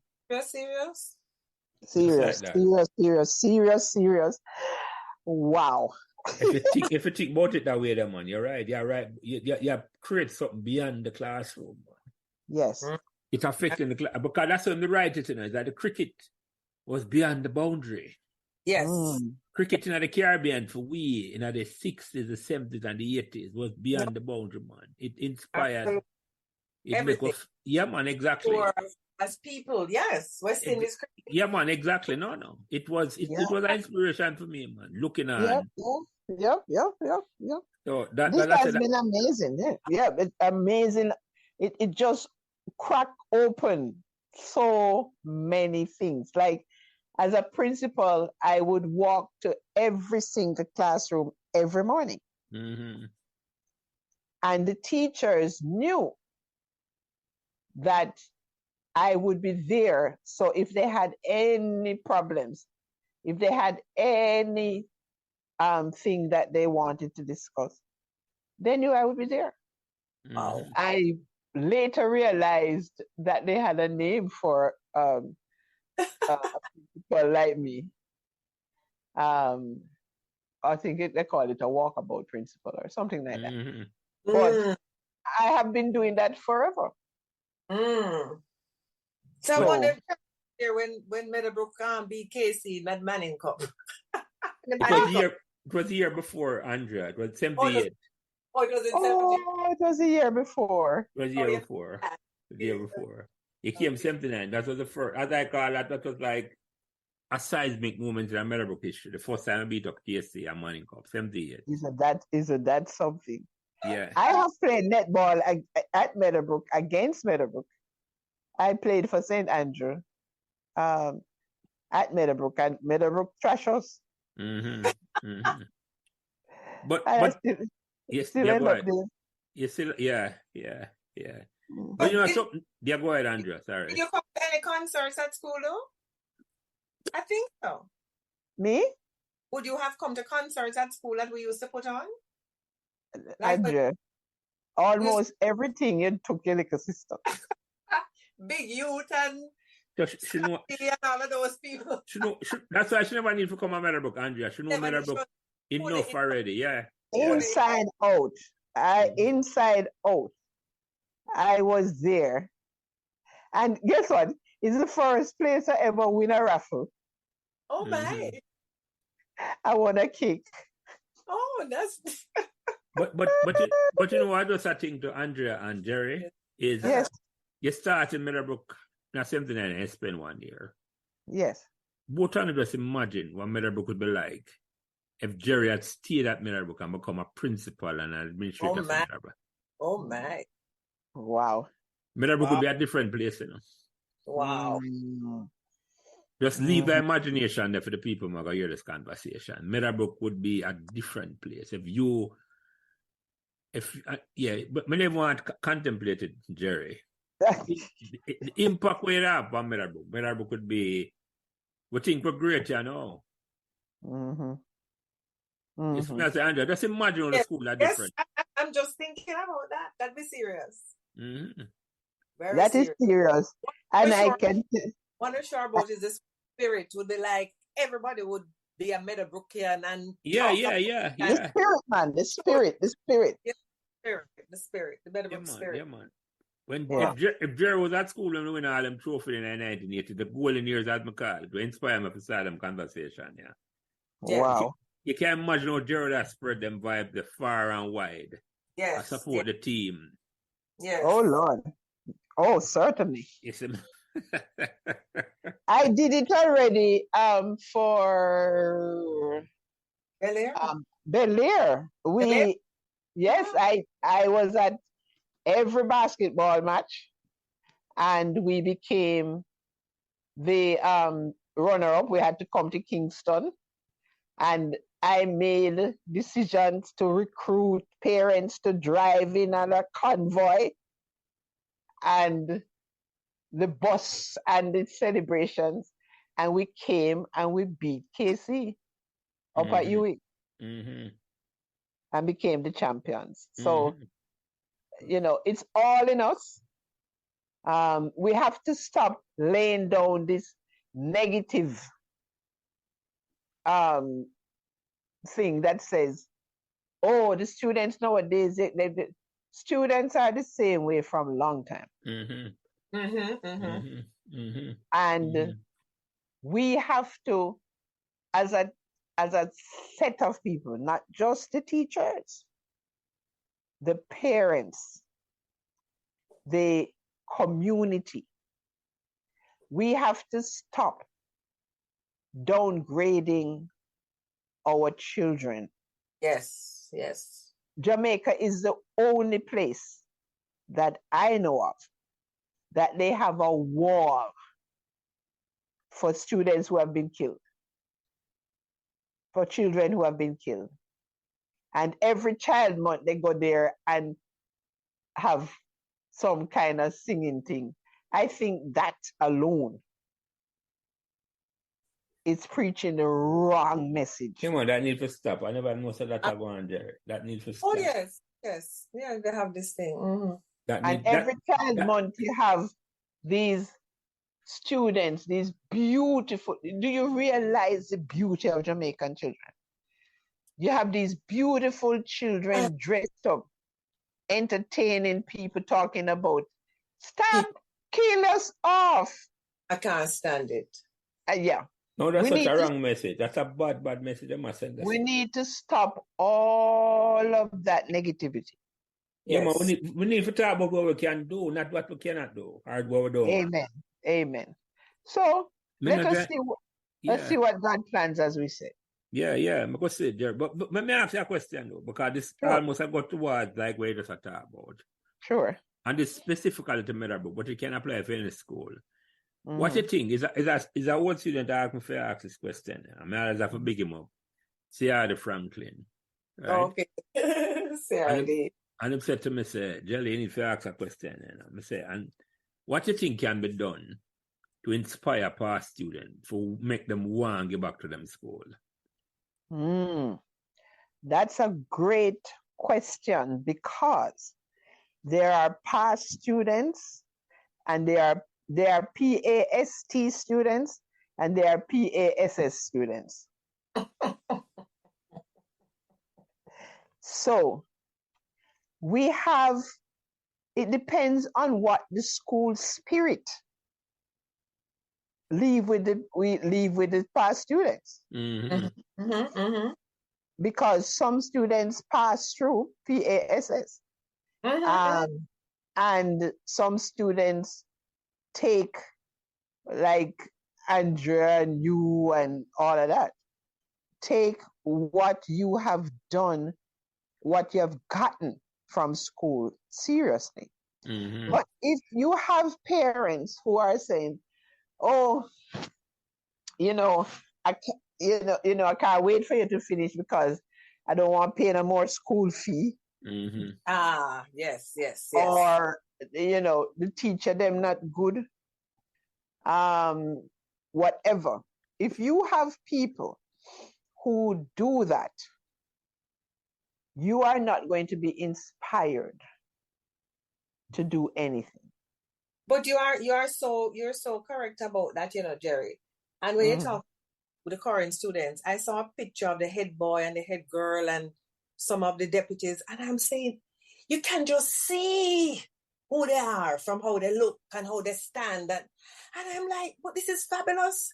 And then we went the other day and we saw the steel band playing with Althea Cooper Ray, who was in my form in fourth form, up to fifth form. And she was jamming with them. And it was, I felt like I got an injection of joy. Yes. There's so much good. But who runs with that information? All right. So we know are trying to run with that. But and I'll give you a story now, is that when recently we're putting on, you remember this fundraiser that we're trying to do for school, What's Your Story Jamaica? And we're trying to involve the PTA. Remember the PTA, they are the parents of the students who are there now, Yep. And the band said that we were too excited. How come we're so excited? Again. So I'm like, wow, this is the parent of the child in the school. And they're saying, yep. They're not giving their That's children. The difference, the spirit, the school spirit. So you can sometimes people call about like Ramalak and Casey and stuff. Yeah, I was just going to talk about that. That's exactly where I'm going now. Yeah. They have the school spirit. They have this school spirit, and they're willing to put their money where their mouth is. Absolutely. But you know what though? And people, you see, I'm talking about this in another podcast. It's a leadership. At the end of the day, leadership everything, And Casey was blessed. Yeah. With him Bishop Gibson at the foundation leadership, and him leave a legacy where there. Yeah. The foundation. And I said Meadowbrook never have it, but never quite. And Jerome, I said it's tongue in cheek, I wouldn't. It's if somebody like if you were allowed to blossom at that school and lay Just leave your mark on the school. Like Bishop Gibson leave a mark on. Because that's like I had KC live after all these years. Yeah. At the foundation of Bishop Gibson. I talk man over school in the 50s. And I'm telling what Bishop Gibson used to do. Yeah. Just before KC started with it's like you just think a certain way when you're around Bishop Gibson. I never got here, but I have a whole lot of respect for the school. Yes. Yeah. And to be quite honest with you, I did a series of trainings with the parents. The PTA president, who was strong, Stuart Jacobs, he decided to spare nothing. He was going to pay me to bring the parents to a point of understanding who the boys were. And this is down at KC, Jerry. Yep, and we had a fantastic time. Right. And he says he wants to replicate it, but what do you call it? The COVID-19. The thing came. COVID. The thing came. Wow, I like that, Andrea. Yes. Yeah. The thing came. I want to know anybody shut a band where a band if you call the thing. Yes. But if everybody would invest, even a little, it would be a fantastic. But remember the question, Nigeria, how may I listen to you now? It's like I say, some of the people will probably can't inspire because they just pass through, as you say. And maybe we not left them out, because all them things are working is once a vibe and a spirit start build. Yes. Everybody want to take part, Absolutely. It's almost you gotta find the one and we're gonna build it first, It's a matter of how I go inspire those, And maybe just like them conversation we have, because that may I try though. Yes. I was just about to say, here are the people, and the list of people that you have interviewed thus far, and the interesting stuff. Gather them up, man. Look at what kids went to another school, but it looked like I remember Meadowbrook more than the school he went to for probably 5 years. Who that? Spark. Exactly. He felt so. He just felt so different. At home, yes. And is that him alone? Me or say that, Andrea. Yeah. Not him alone, man. As I say, you never come just a year or a day come a Meadowbrook, man. And not everybody, Mama said that not everybody got feel the same way, but a lot of students felt that way. The majority feel that way. That's why I feel such a Andrea. The people may come there for 5-7 years like me and you. And the people may come there for 1 year like Jerry and Donna, my sparks, Yeah. Isn't that something? Yeah. You know, after a long length of time. And not everybody, as them say, many are called, but few are chosen. That's it. But the few get tired, you see. Yeah. So the few get tired. So we always have to have a succession plan. Yeah, man. We have to have it. We have to build back the vibes that was missing for the longest while from Meadowbrook, because for whatever reason, a lot of us have a life to live on. Because as I said to the people a while I talk about this, I was like in a witness protection for 20 or 30 years. Yes, true. You follow me? I said to you until we get that way. Yeah, man. Yeah. Until we come about that now with social media and stuff, Yeah, right. I was like on the board for 20 years. Nobody would know that. Right. And so people can now be more upfront with their service. And that will encourage others. When they see people doing things, then it will encourage them. Because, I was just sitting here thinking, this is how I think outside the box sometimes. And no Meadowbrook podcast can go off without talking about Pekka. Oh, yes. Very good, Jerry. Good one. Yes, you remember Pekka, Jerry. Yes. Yeah. Pekka. I mean, Pekka was like my Bridget. And Pekka, even if they have a Pekka day, wow, Wouldn't that be something? Yes. I like the idea, Jerry. And come up with a three-wheel something. Mm-hmm. So hold on, let me ask you something, Jerry. Let's talk about Pekka. So you as a teacher used to go buy your food from Pekka? Across the fence. Pekka had the best. No, Pekka never come in yet. Pekka never come in until we... No. Boss put me gate later on, Jerry. Across the fence, over the fence. Put you through the fence, I know, but afterwards, you weren't there. No. I was in sixth form at the time. Oh, it's a long time. Yeah, and them build up the wall. Remember when them build up that infamous wall? I never like it, but I understand why them have to do it. Yeah. And them want to lock out Pekka. Mm-mm. Outside, because the wall built up now, Jerry. You couldn't put your hand through the fence and buy from Pekka. And we say, I'm in a sixth form, I'm in upper six at the time. I said, no, man, no Pekka. No Pekka. We'll lock down the canteen. All right. Mm-hmm. But we stand up at the doorway and say, nobody now buy no food in us until Pekka come in. But you see, we could have done that at Meadowbrook, you know. We could have done that at Meadowbrook, you know. Meadowbrook was, in a sense, just like when Andrea changed the dress code. Yes. Meadowbrook had that openness about it. It's like them allow them experiment if it take place. Not Andrea changed the dress code. Andrea and her friends. Andrea and her friends, sorry. Yes. Thank you, Andrea. Sarah, and I leave out nobody, right? Yes. But that was me one. I wasn't part-time. I just run off my mouth and I said, no, man, no Pekka. No? I said, so we block off the doorway, man. And Pekka got his own spot, Jerry. Right up behind. Right beside on the netball court, a prime location, yes. I know that spot. Yes. And I don't know if you know where this, you know, but a teacher came on this program, to teach Meadowbrook now, Miss Johnson, Hyacinth Johnson. Mm-hmm. She came and gave us the history of Pekka after we leave. Because she did Meadowbrook from 2001, and she says Pekka was there up until 2015, 2016. Mm-hmm. You got, yes. And Pekka got a severance package from the school. But of course. A send-off package, yeah, man. Yeah, yes, man. And we gave him a package too.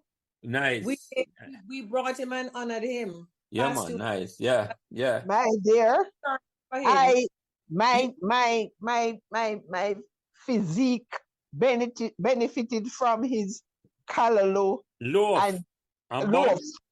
Callaloo and bread. Callaloo and hardo bread. But hold on, you never had a bun and callaloo. You never know, it's a Pekka bun and callaloo too. That is only boy would eat something like gross. I never hear that one yet. Yeah, man. Oh, yeah, say. Yeah, but Andrea, right? Only boy that eat that for true, Andrea. Yes. Yeah, man, that's gross. I had my callaloo and hardo bread, hot hardo bread, every day. Yeah, man. Pekka bread, fresh, man. The bread and cheese. And the cheese, as always, you know, like eat the cheese I had out of the fridge and it's tough. Pekka cheese like it's a melt in your mouth, man. Yes. When you call the cheese I had, I put in the fridge, I put a bite, you know, tough up in your mouth. But when you Pekka cheese, man, I like it just soft. Just come out of the tin, Jerry. Yes. So yeah, I couldn't make it finish without Pekka. No, Pekka. As I say, I don't know Pekka. Sorry for that. What I say, them never go on Meadowbrook in the 60s, the 70s, or the 80s. Yes. And long afterwards, right. One of them fundraisers should be a Pekka Day. Wow. Yeah. You callaloo sandwich, everything Pekka used to do. Duplicate, yeah. For rent all a 3-wheel cart and come visit and it's like you're Anna Pekka, you're Anna and Pekka for true. Yes. I think Pekka cart is right up at the corner of Manenzi Road and Bard Avenue. Yeah. It is there for true. It's up there and then play music. That's where most, you know, right? When you leave Meadowbrook any time, you know, that's where most, you know. Yeah. Pekka sleep at Whitehall. Me to live in front of one of you them for Whitehall. So yeah. Yeah. Jerry, I would have, as I say, you must know Pekka if you did it at that time, and there's no way you would know Pekka at all. You see why the technology was giving us trouble today? Because we said it was going to be special. Yeah, man. Yes. Yeah. But let me ask you another question, Jerry, 'cause believe it or not, Yeah. almost 2 hours there talk, you know. I know you come on and you say, I wonder if we can talk so long when you come up on Jelly program. True. But let me ask you this question. How it make you feel? I bring up back all the Meadowbrook memories after 40 odd years. Wow. It makes me feel accomplished. Wow. It makes me feel that this is not just a thing, but it was a calling. It makes me feel that it is a ministry that has to continue. It makes me feel satisfied that I have honored God with the ministry He has put into my hands. Nice. You feel re-energized then. That's how you feel. I am always energized as it pertains to education. And now I feel re-energized. A different level. Yeah, good. One of my workshops is level up. Yeah. I feel leveled up this evening. Yeah, man. Good to hear that. Good to hear that. Hopefully we can make it work. We introduce your spirit and your talent and your passion in a Meadowbrook somehow to make Meadowbrook benefit from it in a big time way. The principal will hear this conversation, because me and him talk good, so he will hear this conversation. Say, and as I say, when I plan or say nothing, we say it go, Jerry. We will see how it go, because that's it. But you see, when you said that a while ago, there was a guy who came on this podcast, you know, Jerry and Andrea, Merrick Damar. And you might remember the name, because my sisters and brothers who came to the school. Yes, that was in my class. So there was right. And he left Meadowbrook in a third farm. So he never spent a full year like we, Andrea. Mm-hmm. And when he finished the podcast, I'm sorry it make you feel. And I said, Jelly, but just get my graduation certificate. Oh, wow. Oh my That's God. amazing. He must feel like him just a graduate. Because when he come back, it's like him never feel like him finish high school until him come on the podcast. Oh my goodness. That's amazing. Yeah. I'm sorry, right, Merrick. May I get a certificate? May I get a Meadowbrook member certificate just for you? Yes. It is a satisfying feeling, and you kind of know within yourself, but to hear it, I can tell you. Man. And call me and tell me she heard sparks. The flood of beautiful memories. Carl flooded back. All coming back to me now. As Celine Dion say, yeah. It all came back beautiful. Yeah, man. I went send him number before I don't finish that second night. I went send him number and send him your number. Yes. And I will tell him definitely to say you want to talk, people must reach out to you, definitely. Yes. Beautiful. Definitely. This is a wonderful, wonderful conversation. When Andrea called me, I sound so excited. And you see, when Andrea get to it, and she said, Jelly, you know, say, I'm never going to listen to it. It looks sound like a trio, and she's going at the middle. I hear her sister name a call. That is what you call serendipity. Absolutely. Serendipity. That's what they know I talk for 2 hours. I may say, you never come to Meadowbrook and you have a whole heap of love and story for Meadowbrook to yes. Meadowbrook, right? Oh, yes. Oh, yes. And we don't know where this can go in terms of that. Because where you have Jerry, you know begin yet. Trust me. As some you say that, you know, where you have just the way you look on things and you talk about education, man. Yes. May I tell you? I love it, man. Love it. And I was saying in the podcast I did Sunday what talk about protocol, you can get a gist of what we are trying to do. And then I was saying a Sunday we talk about it, man. And I was saying a Martin Brown podcast where I talk about film experience as a dyslexia. I go Meadowbrook and the challenge is what I'm at. So yeah. No man, this was good. This was very, very good. But may I ask you now? Well, I just want to ask her if there's any one special memory that she has at Meadowbrook that hasn't come out as yet. Any one special memory?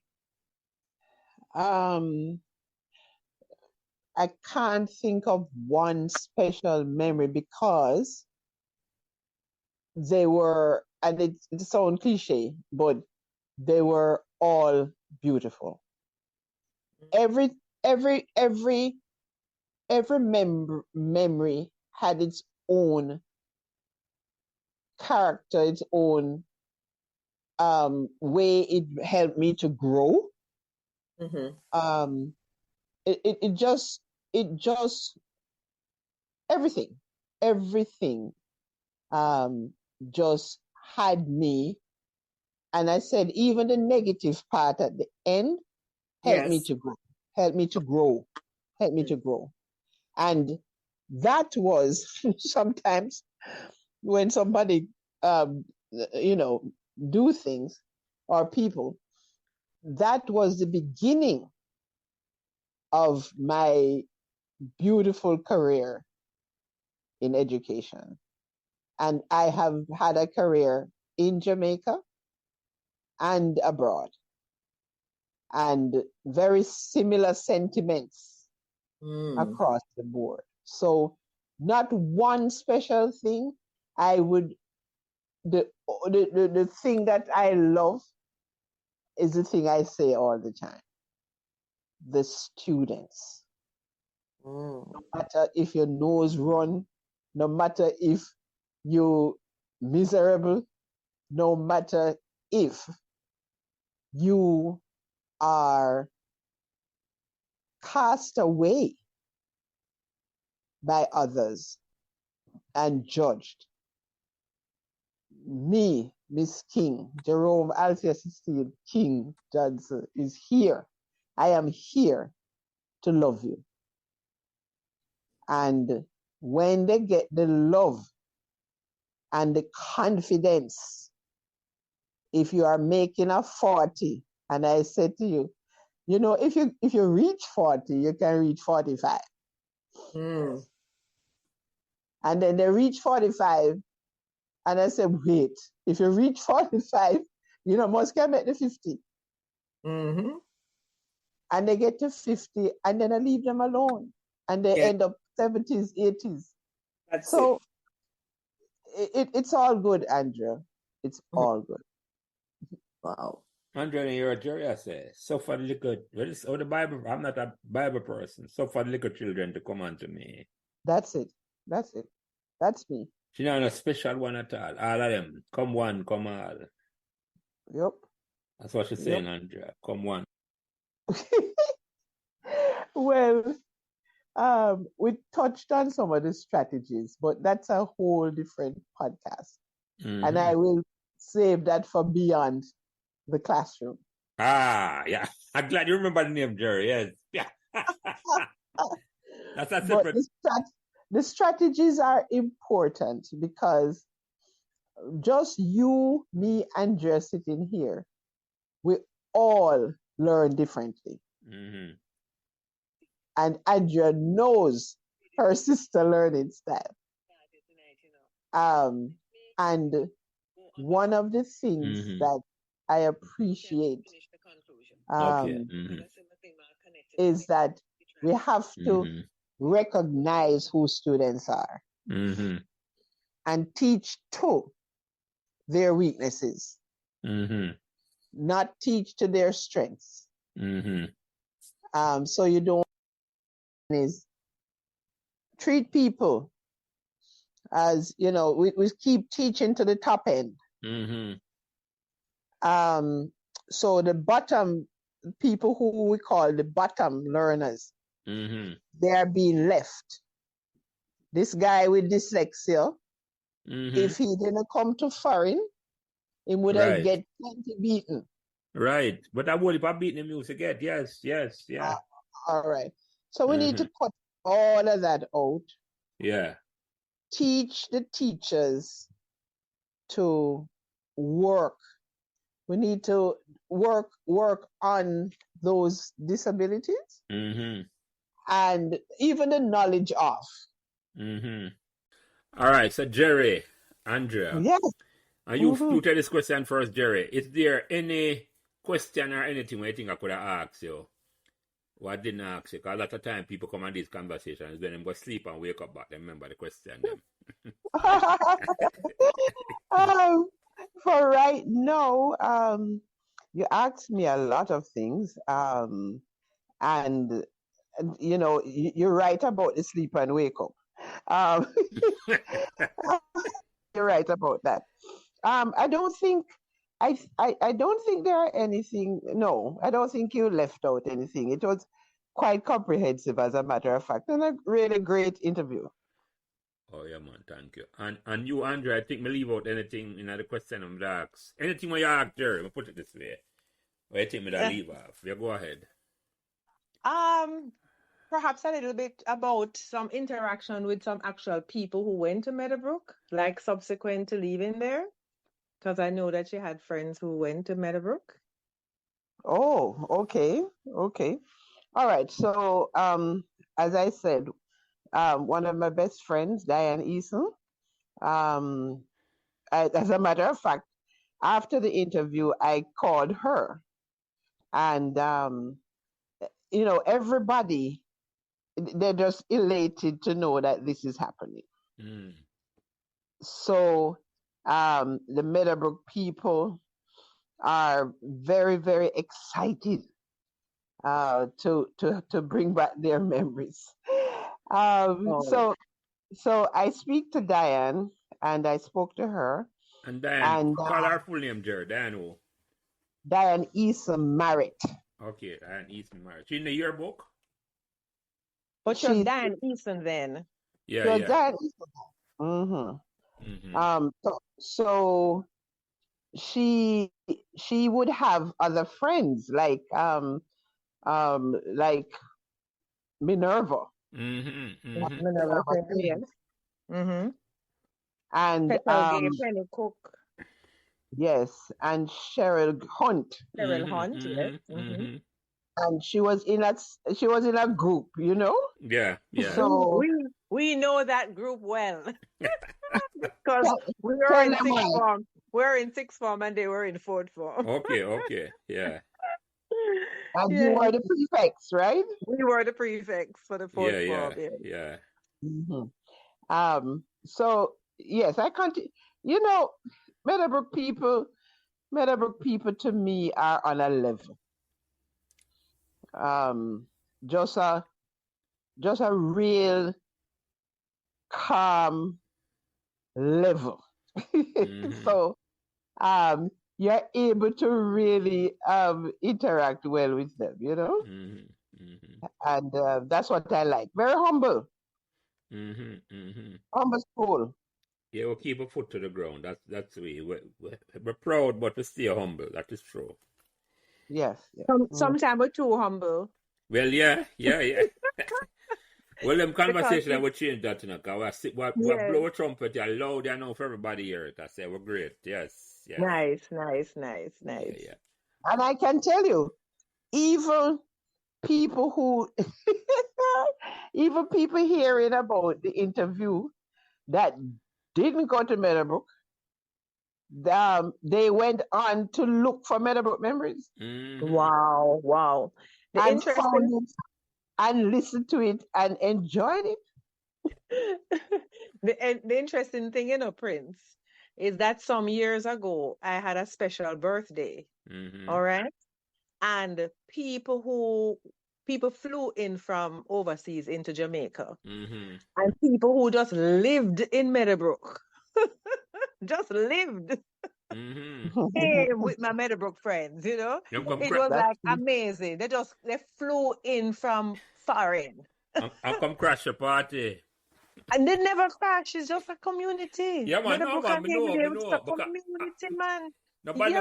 Everybody was invited to every party. Everybody was invited to every party, you know. Yeah, man. That's some of that man. Yeah. Yes, it is really fantastic. Really fantastic. And a friend of mine just reminded me, she actually went to Andrews with me, but she grew up in Havendale and was around the Meadowbrook people too.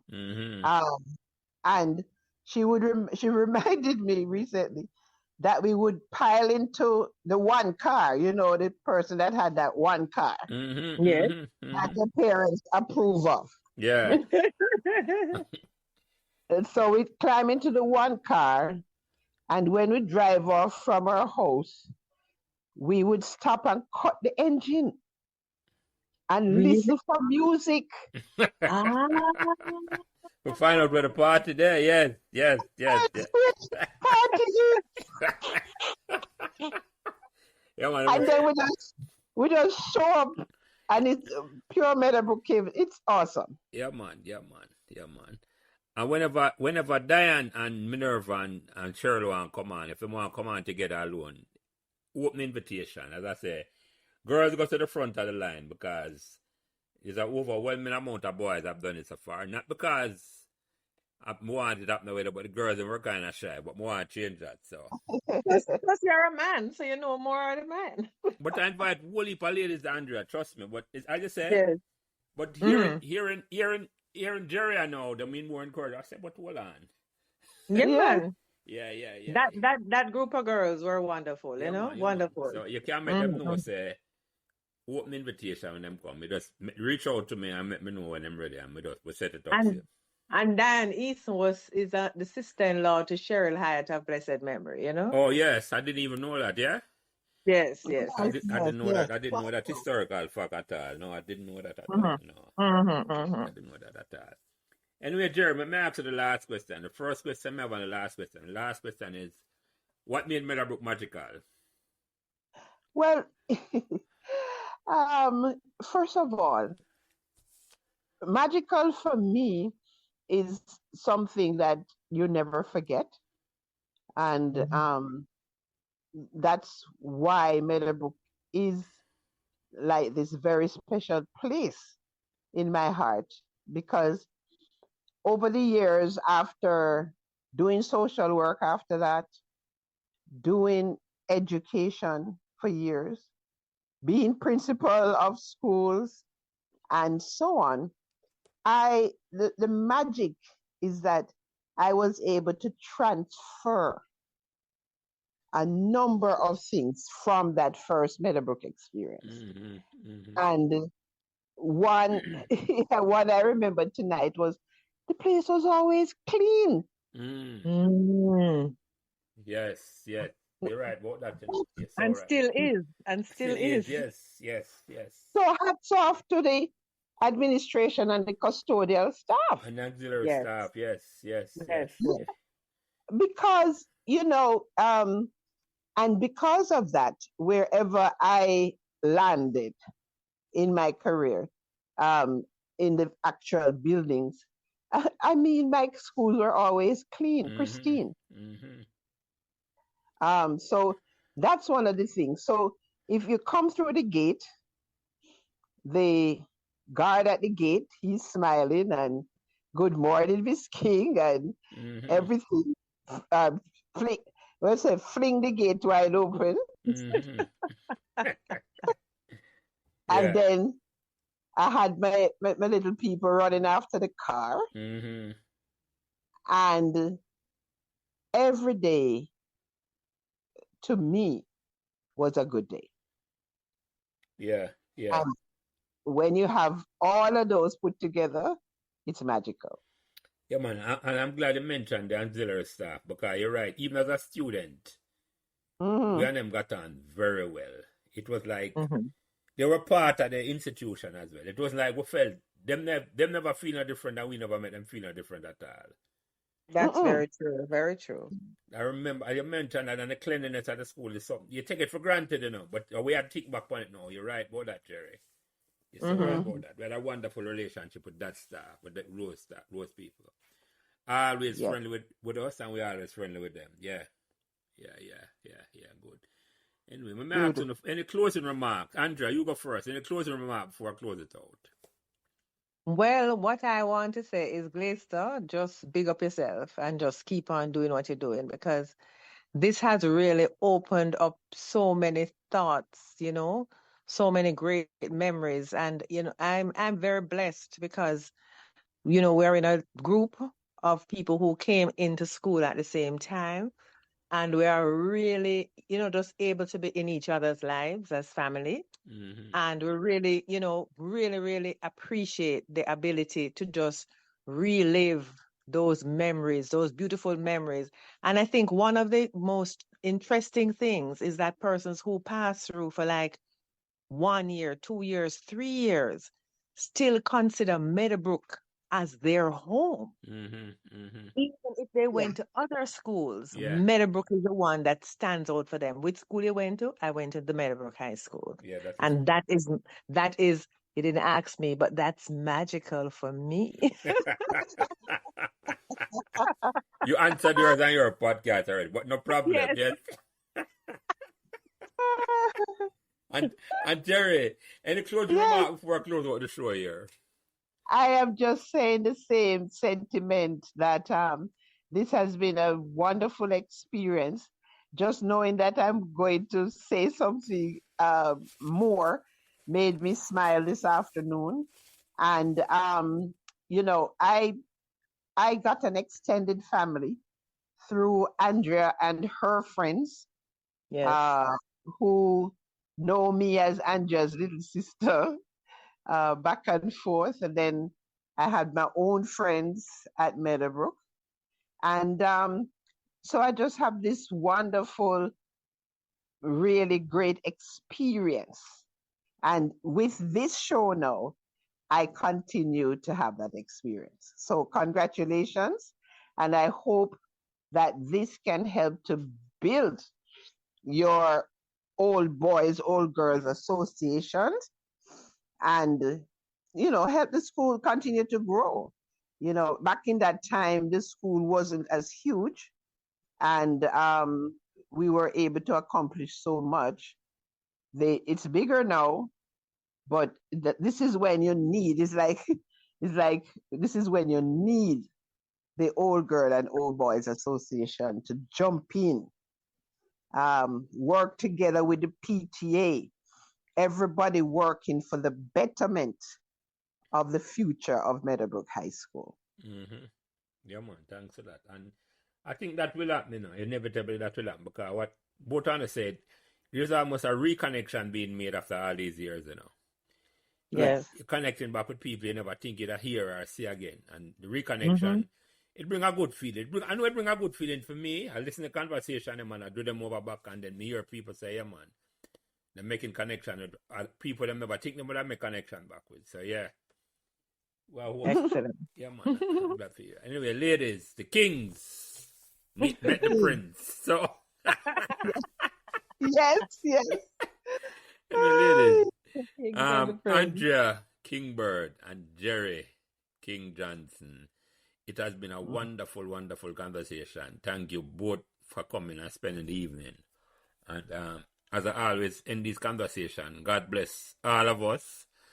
Yes. And God bless that great school at 2.5 Meadowbrook Avenue. Here's the correct address. Will bring us together after all these years, 40 years, and we still can't talk about Meadowbrook like with their school, at the assembly hall, under the mango tree, or the whatever tree they have Meadowbrook. As the arenas. No, better still, with their pecker, I buy some food. On the back wall. Yeah, man. Yes. With their pecker and meet up and around joke with one another. So it's a wonderful, wonderful conversation. I love them conversation, man. I love doing them as much as I love hearing them and doing them. So thank you, no? And as I said, God bless that great school and God bless us all. And have a good night, ladies. Thank you, no? Yeah, most welcome. All right, Glista. Yeah, man. Bless. Yeah, man. Night. Beautiful night. So remember to like, share, and subscribe these Meadowbrook Memories podcasts, so neither you nor your friends will miss another Meadowbrook conversation. Thanks. Thanks for listening to Meadowbrook Memories, and remember to give us all the support and encouragement you can on whatever social media platform you are listening. And special thanks to my production manager, Kyle Prince, who takes care of everything involved in getting the podcast out every week. And without him, this podcast would not be possible. It is his expertise that allows me to do what I love doing every week, having great conversations about Meadowbrook Memories, and he's responsible for everything else. So again, thanks to my production manager, Kyle Prince.